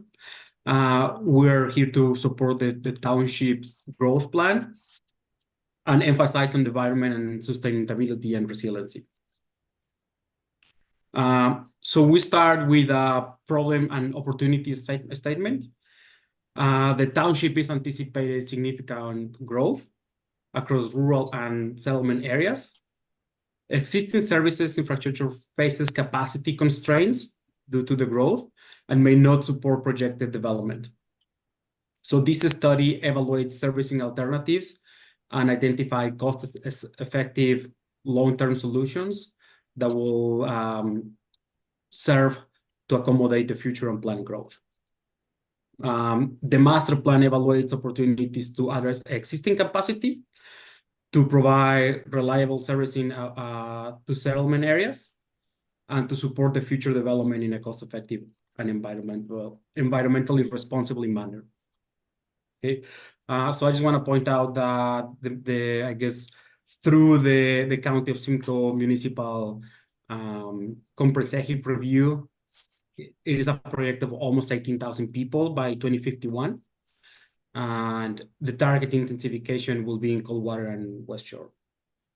So we have a map here where we account for all the settlement areas in the township and also the rural areas and some of the smaller communities within the township.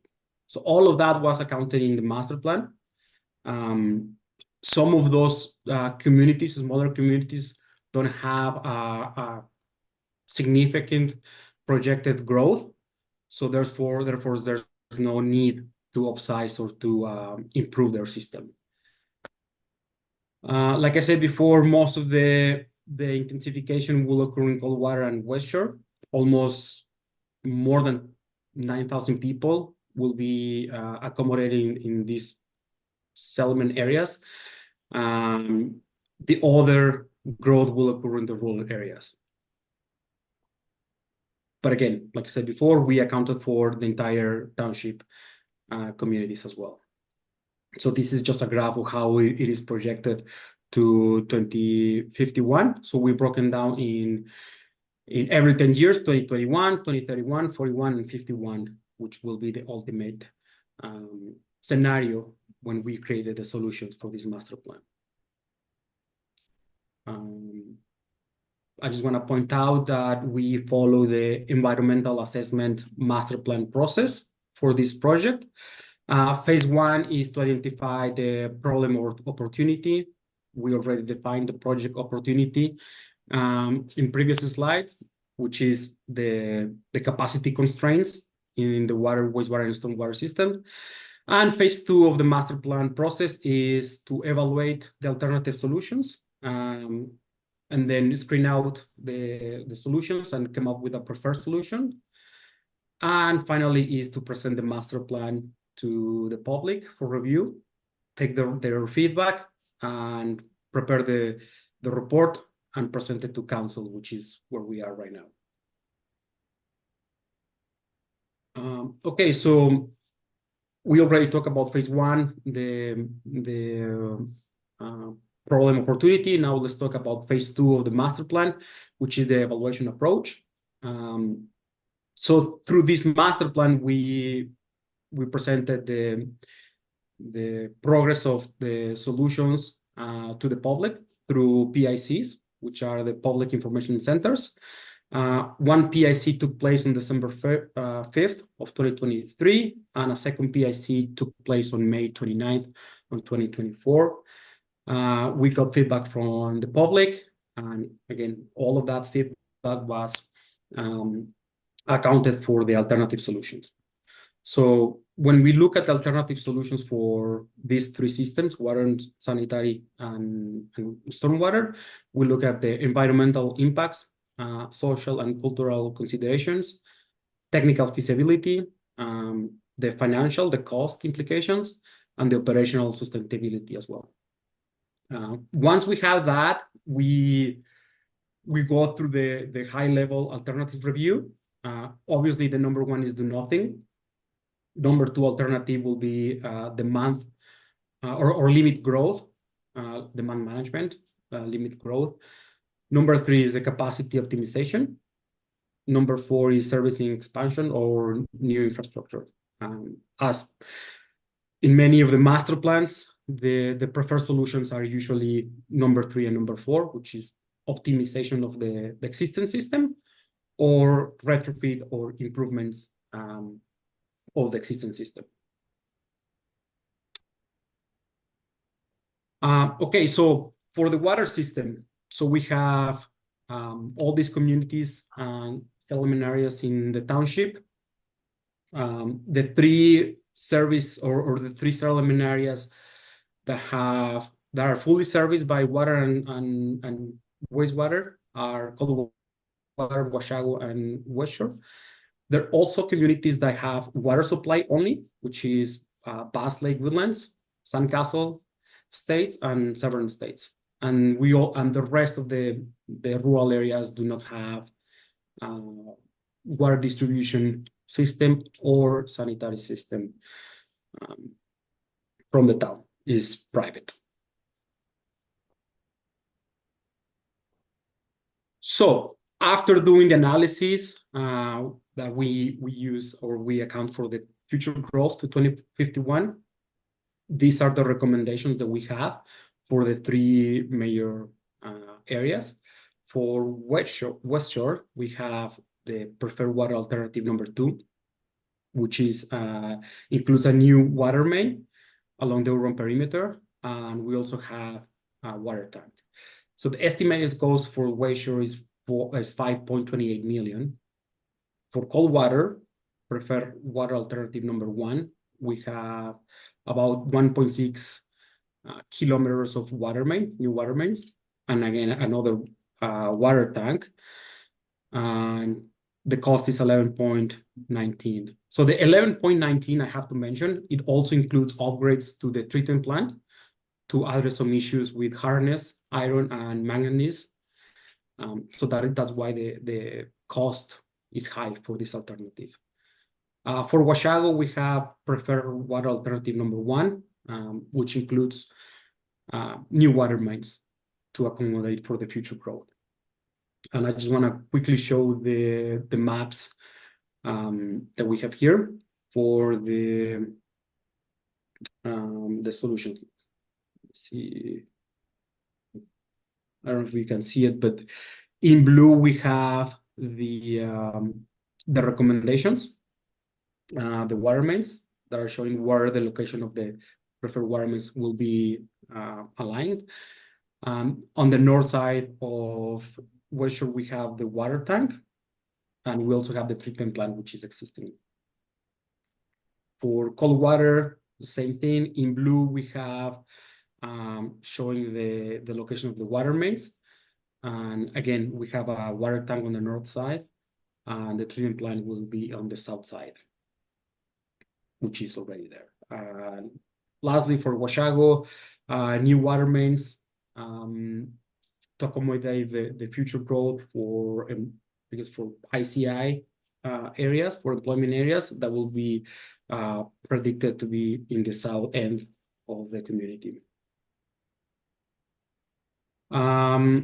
For the wastewater system, so like we said before, there's only 3 communities that are fully serviced in the township: Coldwater, Washago, and West Shore. The rest of the communities do not have service to a sanitary system.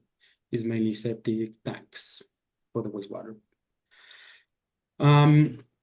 So the key challenge for the wastewater system, we have capacity limitations for the pumping stations, growth-driven flow increases, which it will take capacity of the sanitary system, inflow and infiltration impact as well. So inflow and infiltration is when we have a rainfall event and part of the clear water, stormwater gets into the sanitary system, which should not be there, should be in the storm system, but it gets in there and takes capacity of the sanitary system. So the alternatives that we came up for these communities is a pumping station upgrades and the commission of some of the pumping stations here, and also a flow diversion, so we can accommodate flow going into the pumping station. So the estimated cost is 11.59 million for West Shore. For Coldwater, the estimated cost is 38 million. And again, it's just increasing the capacity of the force main, some pumping station upgrades, and wastewater treatment plant upgrades as well. For Washago, it is recommended to have low pressure systems for the new development that will occur in Washago. So there's no capital cost identified for the township. So every new development that will come up in that area in Washago, they will have to provide the low pressure system in that community. And here is the map of where we proposing to have the solutions for the wastewater system. Coldwater, the same thing. We have identified the location of the new or the upgrades to the pumping stations. One of them will be decommissioned and will be placed in a different location, which is pumping station number 2, and some pumping station upgrades, and the treatment plant expansion as well. For Washago, like we said before, there's no capital funding on this area, but it's recommended that every new development will have to implement their own low pressure sanitary system. And finally, for the stormwater system, this is just an overview of how the stormwater system is in the township. So we have about 400 kilometers of open ditches, catch basins, and manholes. 7.9 kilometers of collection storm sewers, and 13 storm management facilities. So for the stormwater, we did a desktop analysis to identify what are the preferred solutions. And the preferred solutions include investigate separate stormwater foundation drains systems for cold water due to high I&I levels. Again, I&I is inflow infiltration, so it's the clear water that gets into the sanitary system. So it is recommended to identify those issues in cold water. Storm pond cleanouts, and additional support for CLI ECA requirements, additional stormwater system monitoring, reporting, and remediation planning, public education awareness, which is stormwater storage, reuse, discharge, private side stormwater, and some pump water management. So for the stormwater capital cost, this is a 10-year program, and the cost will range between 80,000 to 645,000. So the main difference here in the cost is the years that you're actually doing the clean out. So when you're doing the clean out, the cost goes to 645,000. The year that you're not doing the clean out, but you're doing the study, their study pre-clean out is about 80,000 for that. And I just want to say, this is the last presentation, but I just want to say that this master plan is intended to serve as a living document for the township. So as the township continues to grow and develop, the assumptions and recommendations within this master plan must be revisited, just to make sure that all the solutions that we came up in this master plan remain relevant and effective and aligned with emerging needs and policy directions. So therefore, it's recommended formal updates the master plan every 5 years or as needed, depending on the growth that the township will see in the future. That's it. Very much. Anybody on committee have questions? Member Burkett. Thank you through Madam Chair, and thank you for the presentation. So I guess my question, if we go to the preferred Coldwater preferred water alternative, page 12. Yes. Of the presentation, yes. Yes. We can't go outside our settlement boundary areas, can we? The red lines. We have to stay within those red lines. Is that what has to happen? Correct. So, not to go into detail, but I think earlier in our agenda we have a recommendation that we look for employment lands outside of I would assume settlement areas. So how would you address something if we found something, for example, outside these red lines that would warrant employment lands? Would we have to come back and do another study with you?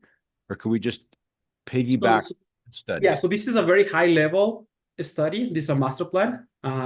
So it is assumed that everything will happen within the red lines, within the red boundary lines. If anything happened outside,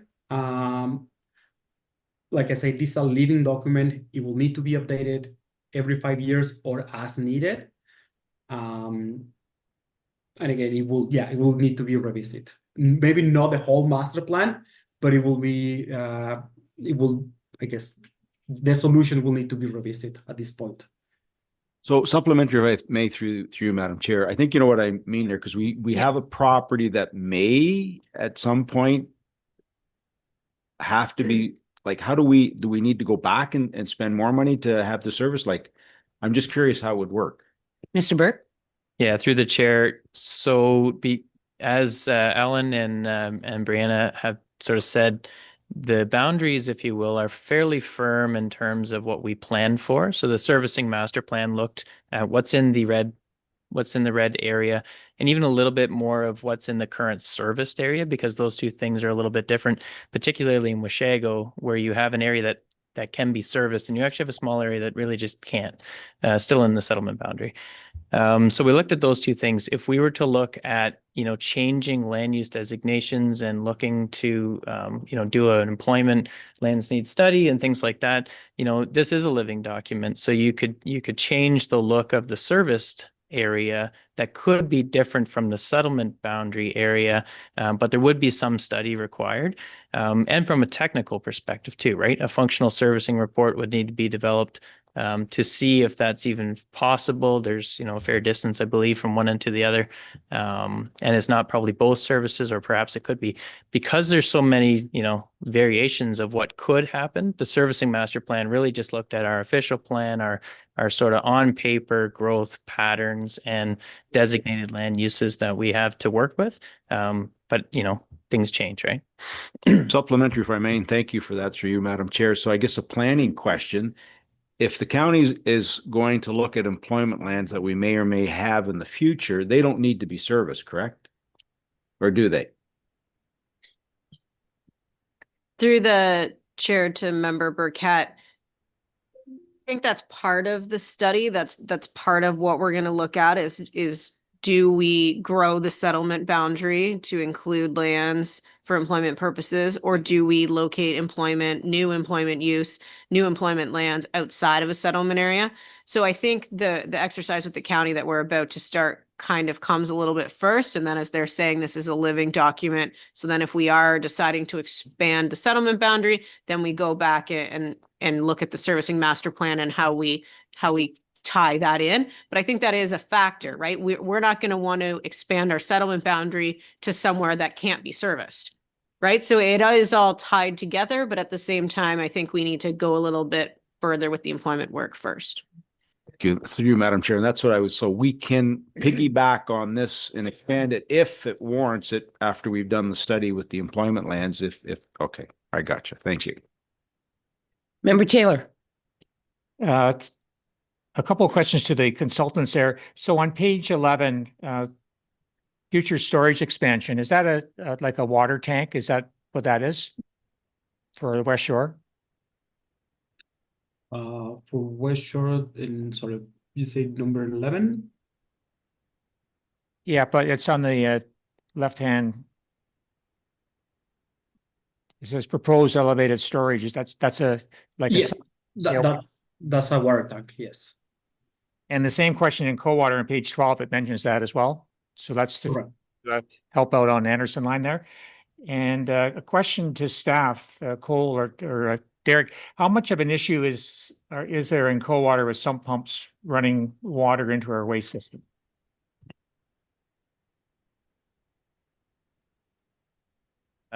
Just to get us started here while Colt moves over, because we do have that.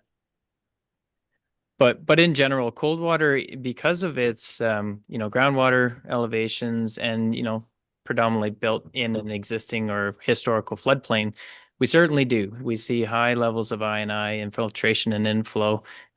We have an older Stantec report that was provided to the consultant as well that basically summarized that yes, there's quite a bit of inflow and not even so much infiltration, but direct connections from some pumps to the sewer system. There are methods to look at that. There's dye testing, there's smoke testing. We can try to force people off of it, but they seem to come right back because there's not really a drainage solution. So as part of the recommendations in this plan is to evaluate further how we provide proper sort of urban drainage in Coldwater and promote, possibly a third pipe system, but get people's sump pumps off of the sewer system. Thank you. Thanks. Member Minnings. Hi, thank you through the chair. On slide 11, also the preferred water alternative, the West Shore map. I have a couple questions. And the red line, as you mentioned, when you were answering another question, that's a firm boundary, correct? Correct.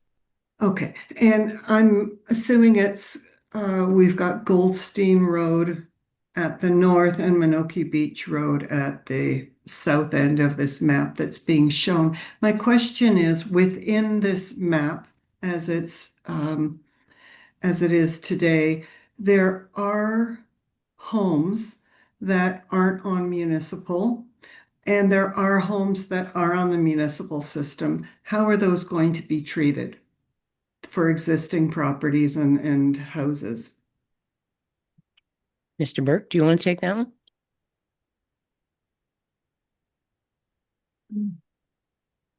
Through the chair, I'm not sure, maybe I'll see if I've interpreted the question correctly. So there are some homes, let's say on Amigo Drive. That's just an example of this scenario. So they're not currently connected to the system, water or wastewater systems. However, they do exist within the settlement boundary. What we have done is there's sort of a polygon or an area of the serviced area, and that's not part of it. However, moving forward, it is a mandatory requirement to connect to the system under new development application and under, any planning provision that we have, because the checkbox we have at the official plan is where there are services, we are to develop on the service settlement boundaries.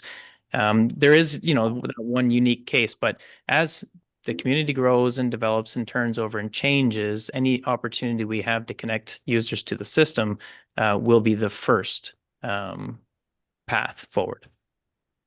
Thank you. So subsequent, when you say as a community grows and changes, you're talking about new developments first? Because that's where the growth and changes would be.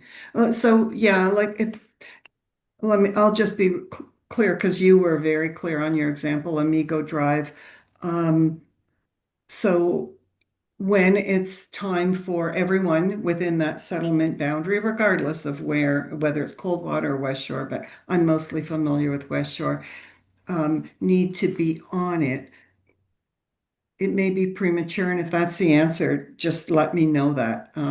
But I'm just wondering how that transition will be treated rather than just a hookup, because I know new development is charged through development charges, and I know that when the plant was initially built, there was a flat rate cost, I think, based on each person's property or property value or something like that. So is it going to be treated the same way for residential homes that weren't put on the system that are still within the settlement boundary?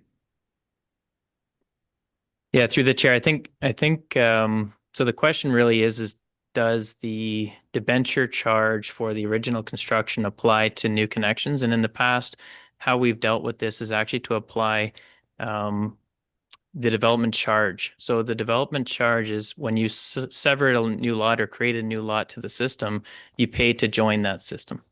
And so we have a development charge that covers that.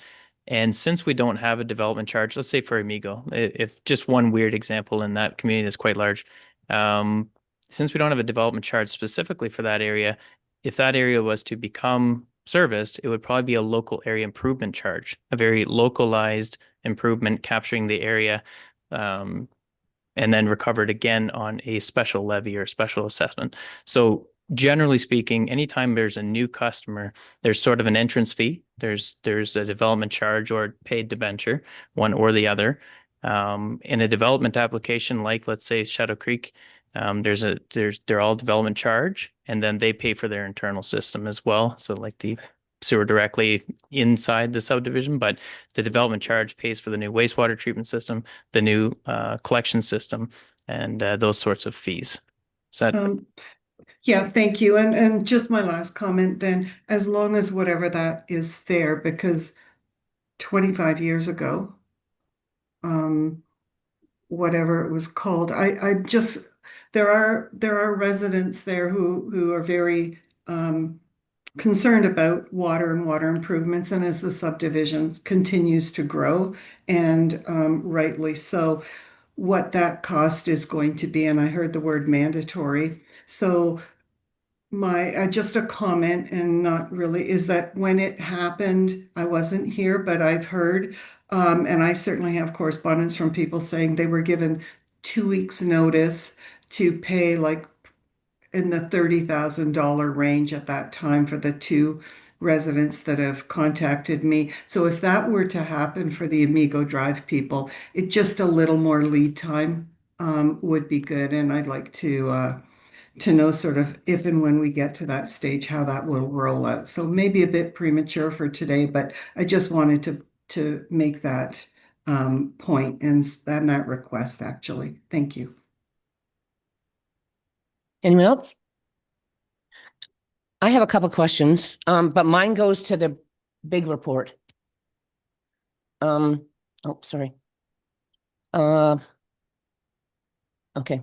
So on page 34 of the main report, these are just comment. I'm very interested in the water conservation program and the public education. And I think that's big when you refer back to what Member Taylor was talking about. We need to help do this and it's for our environment also, but it's also for costs for people. The other one I wanted to point out was page 64 on that report, or page 64 of the whole report out of 160, or page, wait till I get to it, I'm sorry. 48, the water quality of Coldwater. I think that's a very important one we should bring out and make forward. And I just wanted to refer back to the director for some clarification and timing on this, because it's saying exactly what we're hearing from our residents, that the water quality is not there and the hard water. And it also says that based on this, there will be a future working on this issue. So through to Mr. Burke. Thank you. And through the chair, yeah, so you'll see in the report that the consultant and staff have sort of identified this in the I believe it's 26 to 28 range. So obviously we just did our capital plan for 26 and this is not in there. But near enough, we are looking to study the water quality in Coldwater, prepare plans and cost estimates for that kind of work, because at the end of the day, it will have a pretty major impact on both the development charge that's included in our GCs, but then also there's a fairly large benefit to existing contribution, which basically comes right off rates.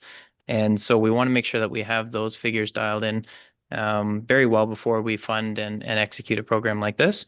And also these are aesthetic objectives. So just want to be very clear that the water quality in Coldwater meets all provincial regulations and objectives.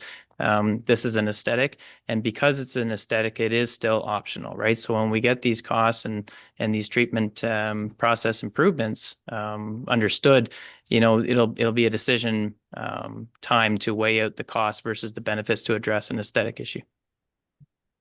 Sorry. Thank you. And the other one I was looking at was page 68 of that report. It's on collection system capacity in West Shore.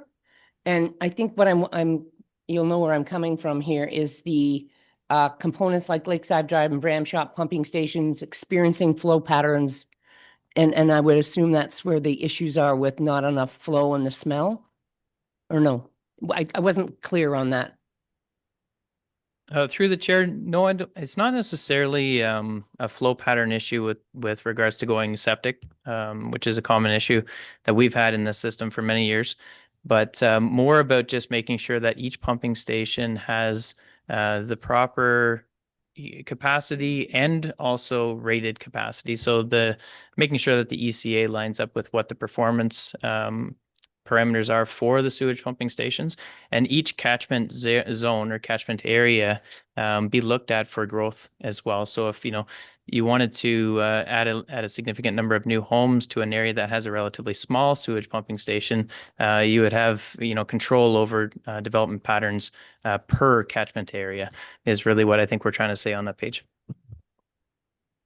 Thank you. And the other one was page, sorry. These are just clarifications I wanted, sorry. It's on septage. And I just wanted to clarify that the county is doing an updated report with Dylan. And so the information in here is good and that we'll all work together and that the concern of septage has been brought forward because it is a big issue for all the rural areas and for people trying to get their septic systems pumped. And the 3-year policy on coming back to council with the allocation system, the capacity, let us know where we're at with each one. And I would just want to thank you very much for your report. It was very interesting. And we have a lot to do and it's a lot of money. So I'm hoping the provincial government comes up with some good grants. Thank you. Anyone else? Madam Clerk. Thank you. The motion reads the Public Works Report W25-032 dated December 10th, 2025 with respect to the Servicing Master Plan be received and further that the Servicing Master Plan be approved. Need a mover and a seconder? Moved by Member Brennan, second by Member Minnings. All in favor? Carried. If I can, Madam Chair, we have had staff run out and grab a quick lunch for us. So maybe if we can take a 15-20 minute 15 break and minutes, come that's back. great. Okay, thank you very much, everyone.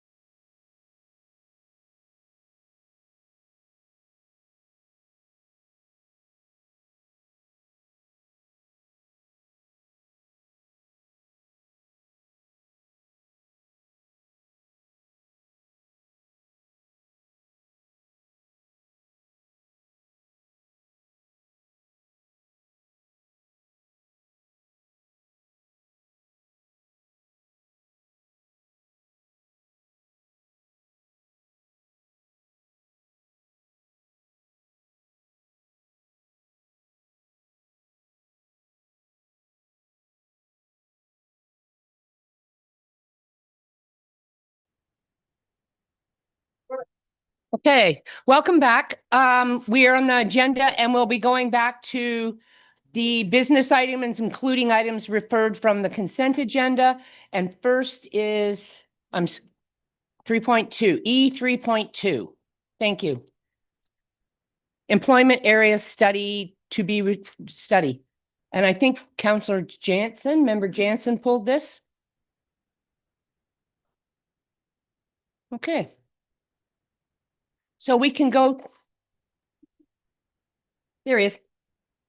Member Jansen? Sorry, 1 second.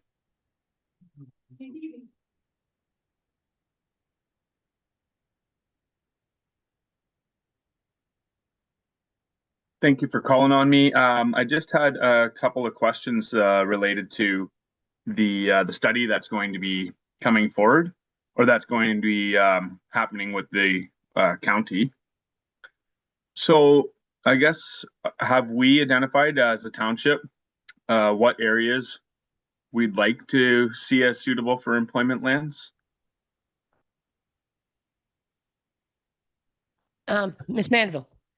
Through the chair to member Jansen, we have not identified that yet. That will be essentially the work the county is going to do, is to try to find this. So typically how it's done is through what would be called a constraint mapping exercise. So although we'll be looking at the general planning policy themes, which of course this council is aware of, we want to try and direct growth and development to settlement areas, especially fully serviced settlement areas, especially complete communities. But in addition to that, we'd also be looking at constraints mapping. So where we could locate employment uses that, had the least impact on the environment, the least impact on our highest level of agricultural land, and then also what has the best connections in terms of roads and transportation, in terms of people. So it's basically you map all of those things, right? So using GIS and using all our mapping software, you map, the prime farmland, the wetland protection areas, you map all the constraints, and then you try and find the best property that has the least amount of constraints. So we're just about to kick that off with the county. So I think county staff, township staff, the consultant the county's already retained, I think we all have some ideas that it may in fact be around Coldwater, just because Coldwater is our only complete community, as we've talked about before. But we're open to exploring all the opportunities with the county, and that's going to be part of the initial phase of this project, if you will. Okay, and supplemental, I guess, for me, I think it would make the most sense to look at employment lands between Highway 12 and Highway 400, if possible. I do have a couple more questions. What would happen to a property owner when their land is changed to employment land designation? Does the property owner have any say in what happens, or is it strictly a township decision? Through the chair back to member Jansen, we are going to try to involve the public in this process. Obviously, any changes to our official plan, which would implement this, and the county official plan potentially too, would go through a formal public process. But we are going to try to have a public input, if you will, through this process, so people can become involved if they want to. It's a little bit complicated with landowners having a say. I think what we kind of need to keep in mind is a couple-fold here. First of all, a property potentially that we'd be looking at bringing into the settlement area probably has no development rights right now. So a development right for industrial or employment, so it would be industrial or warehousing, essentially, based on the provincial definition.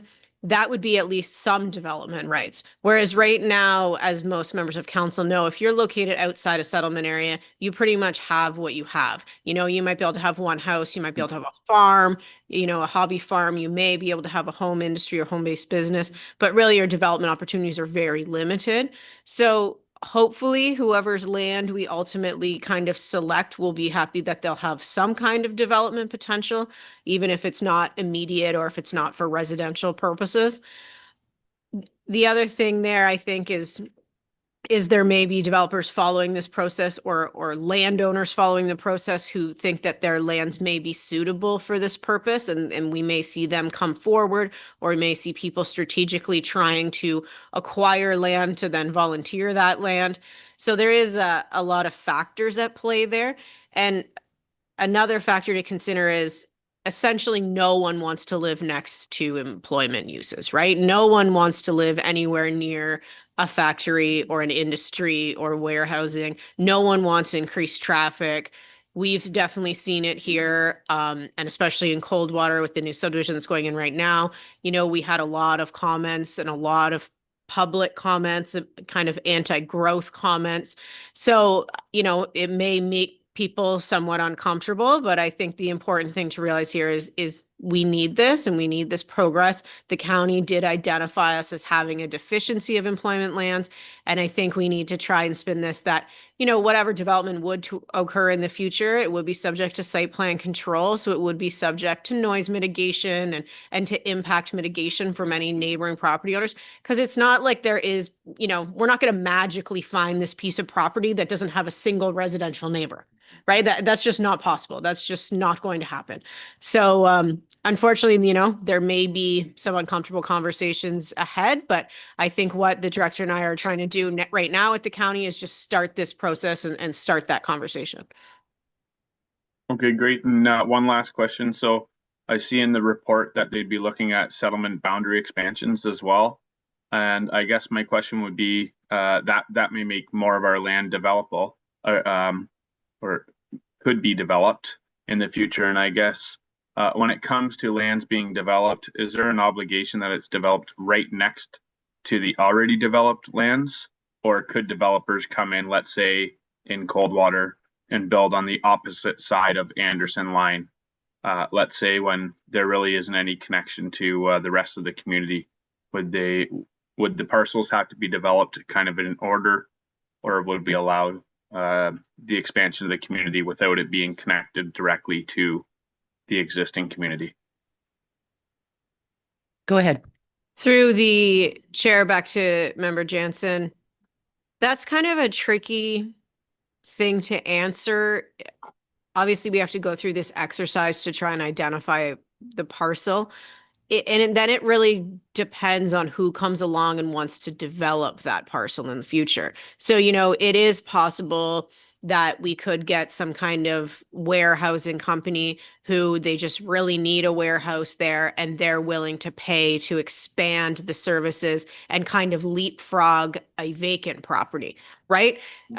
What we generally have seen historically in Severn is smaller scale developers who just don't have the funds and the resources to advance projects in order to expand the water and sewer system, for example. You know, if the pipes aren't already in the ground to their property, then that development probably isn't going yet because they just don't have that kind of financial backing to kickstart that project.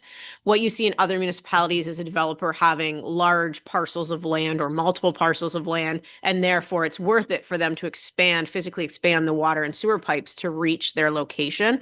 We haven't historically seen a lot of that in Severn just because we have kind of different smaller scale developers historically.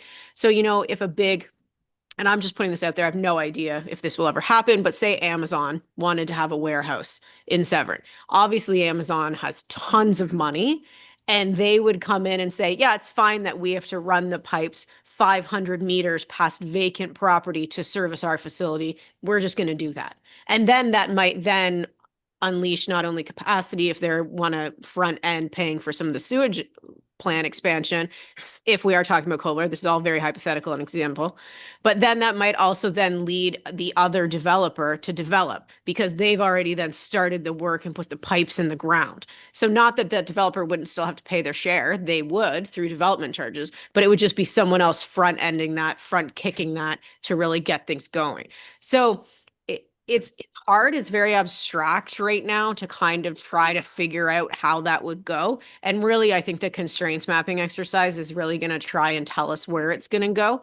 And there is still an option that it perhaps will not be a settlement boundary expansion. You know, we may find some property outside of the settlement boundary, and then we may just target what we would call a dry industry or dry warehousing that doesn't need a lot of water and sewer capacity and is still one of those true provincial employment uses. So if it is just a dry industry, maybe it doesn't need to be in the settlement boundary. You know, maybe we find 30 hectares of developable land outside of a settlement boundary, say next to one of the highway corridors, and it's the perfect property and the constraints mapping, then we're not talking settlement boundary expansion anymore. And then they would develop, you know, on water, like on a private well and septic. So we're just not really far enough down that line yet. So I think what you'll see from us is some updates in the future periodically to let council know where we're going, and, you know, some public information session or something like that in the future. Okay, thank you very much.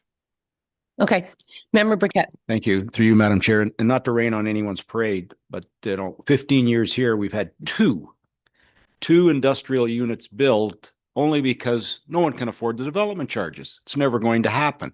You know, we're going through this whole exercise to find employment lands when no one, I don't think anyone can afford to build with the amount of development charges they have to pay up front before they can even start building their and Katie's going to correct me, but you know, there's only been two of them in the last 15 years. Like, we discourage growth, yet the province mandates that we have employment lands. I totally understand it, but no one can afford to build. Ms. Mandeville. Through the chair to Member Burkett's comment, I think it's important to keep in mind that everywhere has development charges. And although ours may seem high, they're really not high in the grand scheme of things. And I think that goes back to kind of the small scale players, not just in residential development, but also in non-residential development.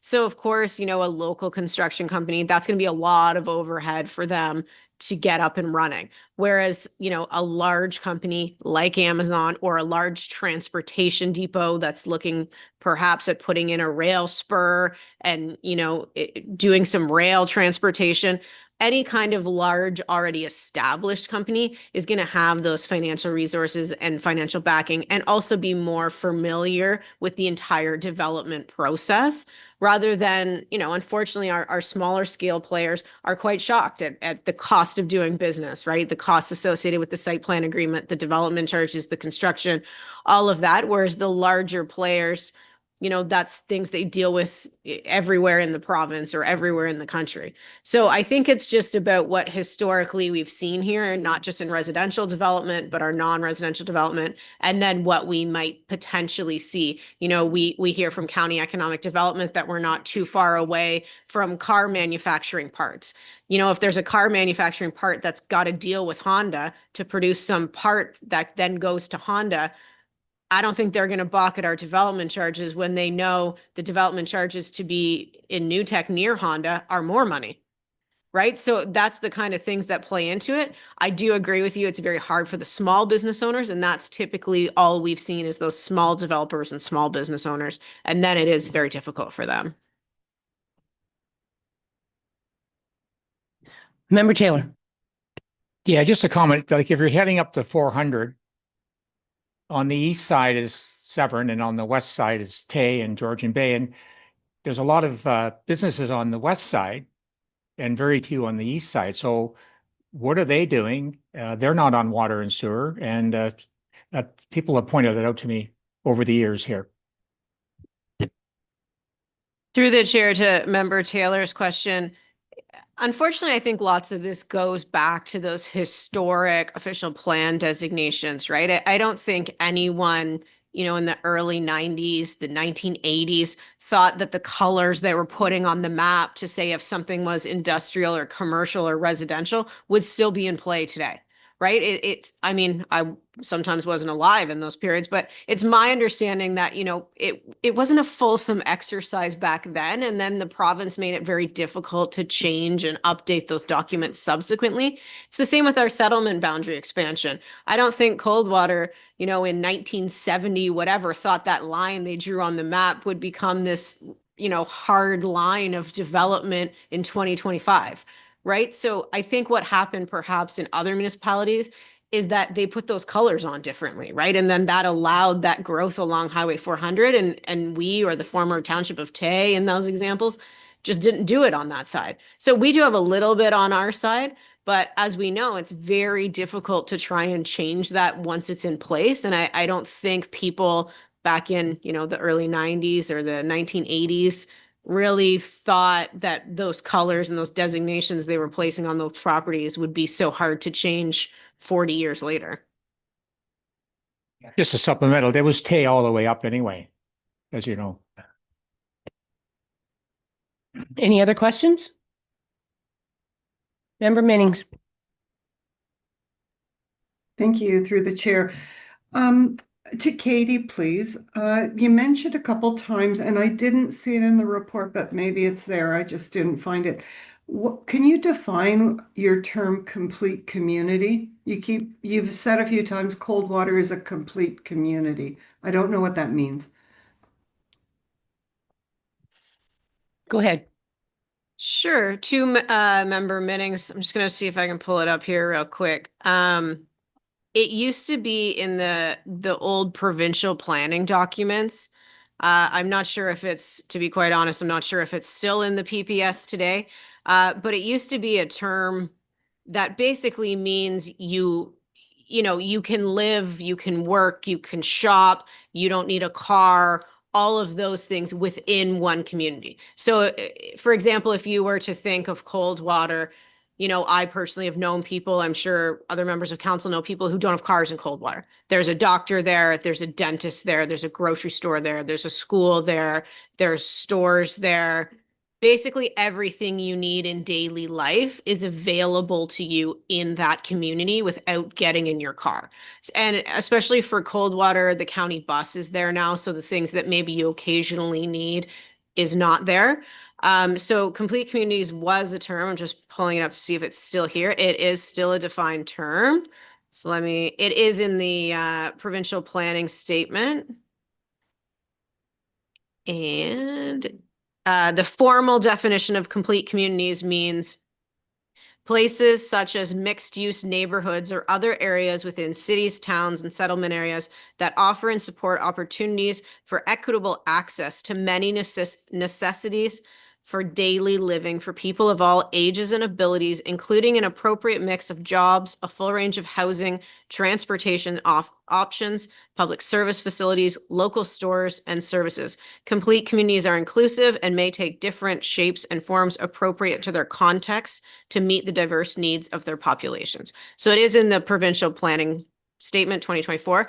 And it's just one of those, land use planning theory things that we try to achieve. So we're always trying, when we look at development applications, to see how does this contribute to forming a complete community. So more, what we look at more daily is when a new subdivision comes in, is it all single detached houses or does it have a range of housing, right? And then even, big subdivisions, the one in West Shore we most recently worked on, we tried to say maybe you should put some commercial in there. So to try and make more of a complete community. So, yeah, you're welcome to look up that definition. Yeah, no, thank you for that. I hadn't heard that before, but that makes sense.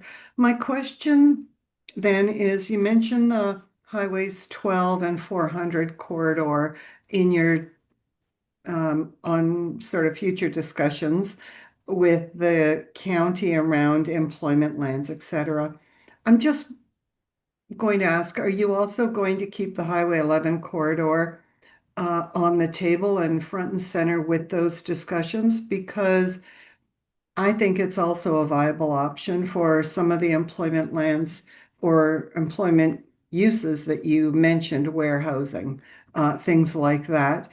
And I think that Oro and Orillia actually are doing a really good job at putting commercial buildings and employment lands along that corridor, because it's also a direct route into the city. And right now, our highways are being used, as you know, for commercial purposes, but pretty much exclusively in Severn quarry trucks. So I'm just wondering if the Highway 11 discussion is part of what you're going to be talking to them. Through the chair to member Minnings. Yeah, absolutely. I think everything is on the table right now. Just why we're using Coldwater as an example is because of that complete community definition, which unfortunately West Shore doesn't have that right now. The other issue, we will be looking at around Highway 12 and Highway 400, absolutely. But the MTO, the Ministry of Transportation, is very strict on new commercial entrances and new commercial development adjacent to their properties. So the nature, normally what that means is that new commercial or industrial development needs a service road. So certainly there are some places around the 11 corridor in Severn that have those service roads. Just unfortunately, there's not large blocks of land separated from residences, right? If we go back to that constraint mapping, I think what we'll find is that there's a lot of prime agricultural land along the Highway 11 corridor in Severn, and also a lot of existing residences. So certainly we're going to be looking at it. I just have a feeling it may not be going that direction because of the constraints along there.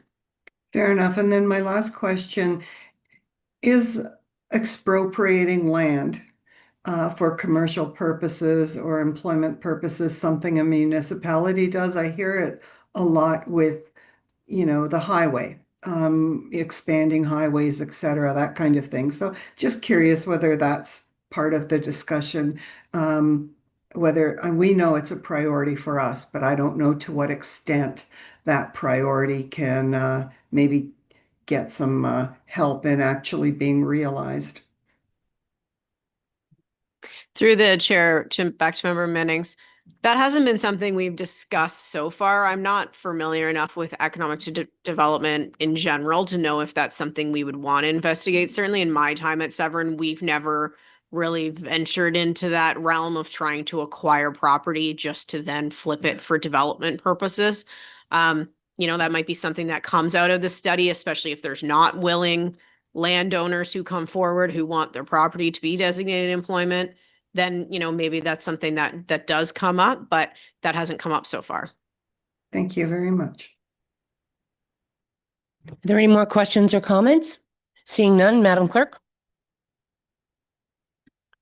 Motion reads that planning report P25-047 dated December 10th, 2025, with respect to an employment area study be received.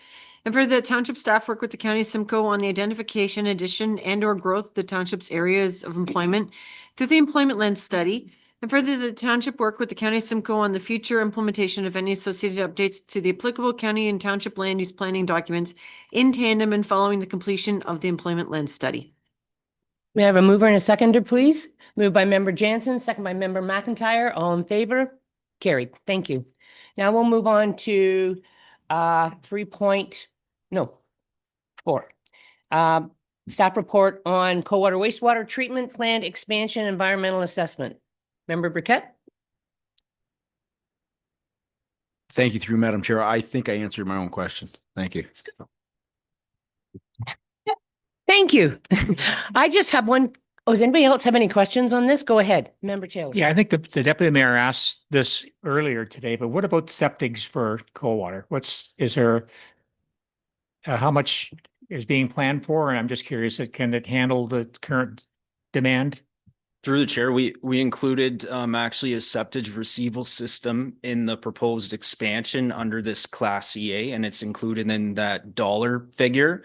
Now, whether we would proceed with that would be up to the budget and this council. Through to member Taylor, I also think that we need to think about the county and the Dillon report that's talking about, and correct me if I'm wrong, through the chair to Derek, about municipalities grouping together to try, like with the cities in Midland and Orillia. But member director can help us with that. Yeah, through the chair, leaning into the servicing master plan a little bit. That is our intent, is while it may be a concept here in the current EA, the receiving is quite limited in Coldwater. Just generally, our plants are way too small. to receive septage because the loading is quite heavy compared to regular domestic waste.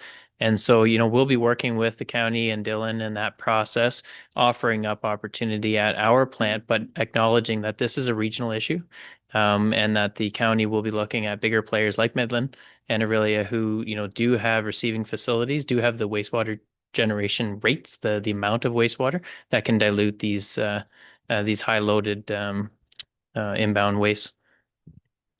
Member Burkett. Thank you. Through you, Madam Chair, to Member Taylor's comments. I think Midland received a $10 million grant from, to receive septage. So not that it helps us a little, but not really. I think they're taking it to Orillia.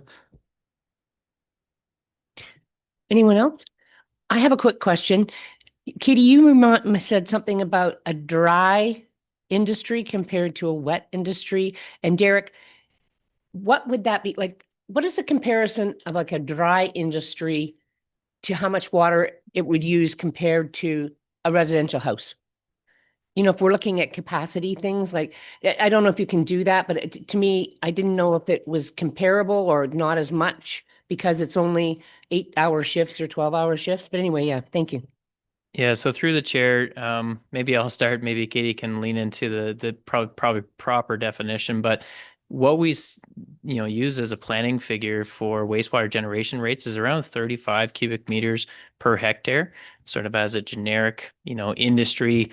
That's a mix of things, but using the dry industry idea, it would just mean that it has less occupants. It's not a publicly accessible facility. I'm thinking like storage units or warehousing that has low number of employees, i.e. less waste generation, but large footprint and large economic activity, right? So that would be a dry industry. I would say a brewery is probably a fairly wet industry. Thank you very much. Member Burkett. Thank you, through you, Madam Chair. So this has taken 2 years, Derek. It's good for 10 years? Is it good, or is it good for longer than that?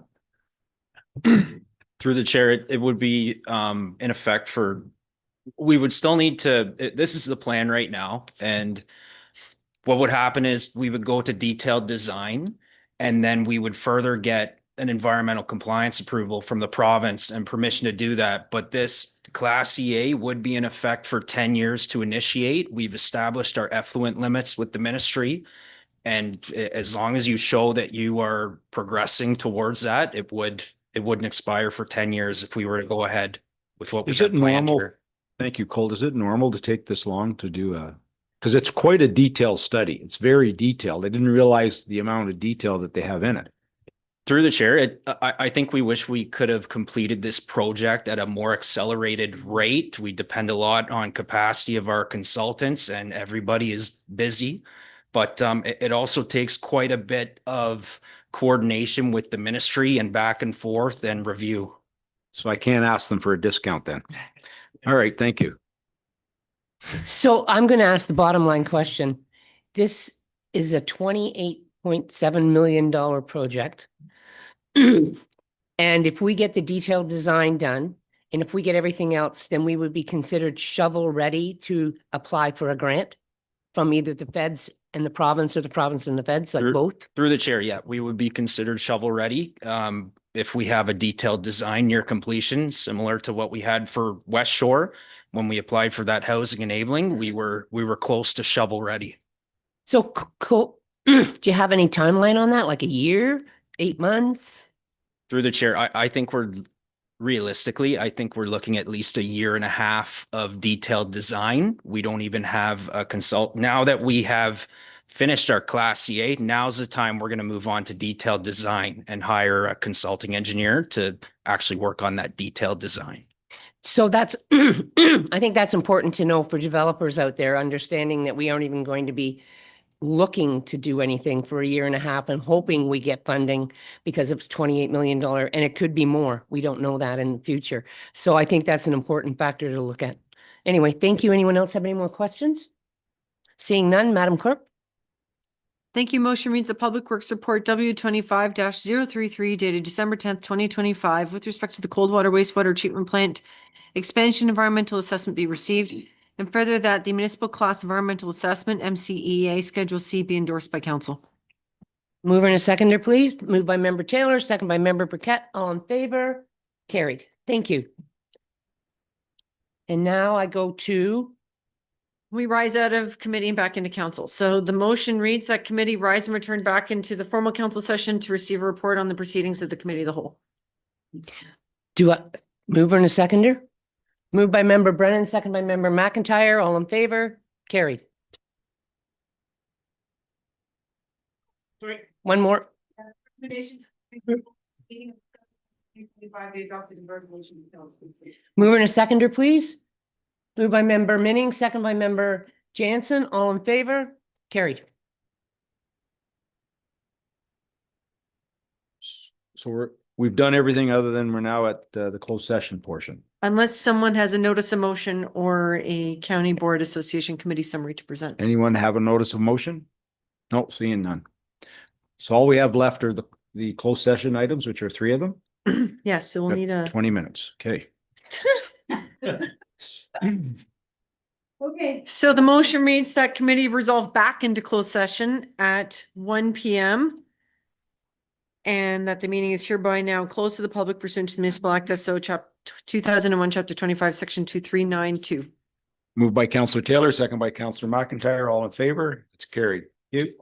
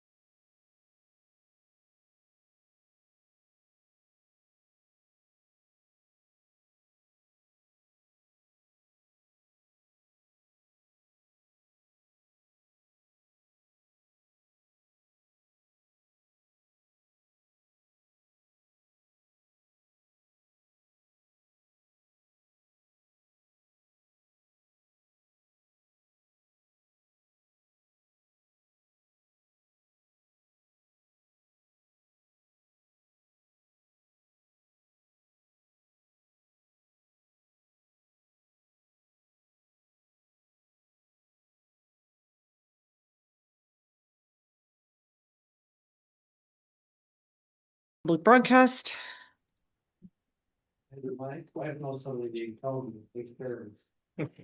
Okay, so the motion reads that closed session adjourned at 1:35 PM. And the meeting is now reopened to the public.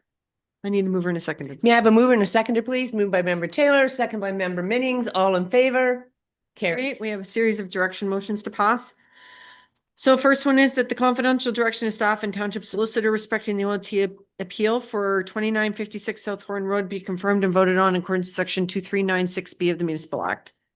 Mover and a seconder, please. Moved by member McIntyre, but seconded by member Minnings. All in favor? Carried. Thank you. One opposed. Next motion is that confidential direction of staff respecting the Orillia official plan review and boundary expansion project be confirmed and voted on in accordance with section 2396B of the Municipal Act. Mover and a seconder. Moved by member Brennan, seconded by member Taylor. All in favor? Carried. Thank you. Next one is that the confidential direction to staff respecting the proposal to purchase 7996 Highway 11 South be confirmed and voted on in accordance with section 2396B of the Municipal Act. Mover and a seconder. Moved by member Brennan, second by member McIntyre. All in favor? Thank you. And the next one is that the confidential direction to staff respecting the Town Suite Municipal ERP be confirmed and voted on in accordance with section 2396B of the Municipal Act. Mover and a seconder. Moved by member Jansen, second by member Minnings. All in favor? I never believe we're on to bylaws. I'm sorry. We're on to bylaws. Madam Clerk. Thank you. The motion is that bylaws number 2025-82 to 2025-87 inclusive are hereby passed. Mover and a seconder. Moved by member Brennan, second by member Minnings. All in favor? Carried. Okay, it's just motion to adjourn and adoption of the confirmation bylaw 2025-88. Mover and a seconder. Moved by member Jansen, seconded by member Taylor. All in favor? Carried. Done. I would just like to wish everyone a Merry Christmas and all the best for 2026. And we'll see you in 2026. Thank you very much, everyone. Same to the staff. Merry Christmas. Merry Christmas.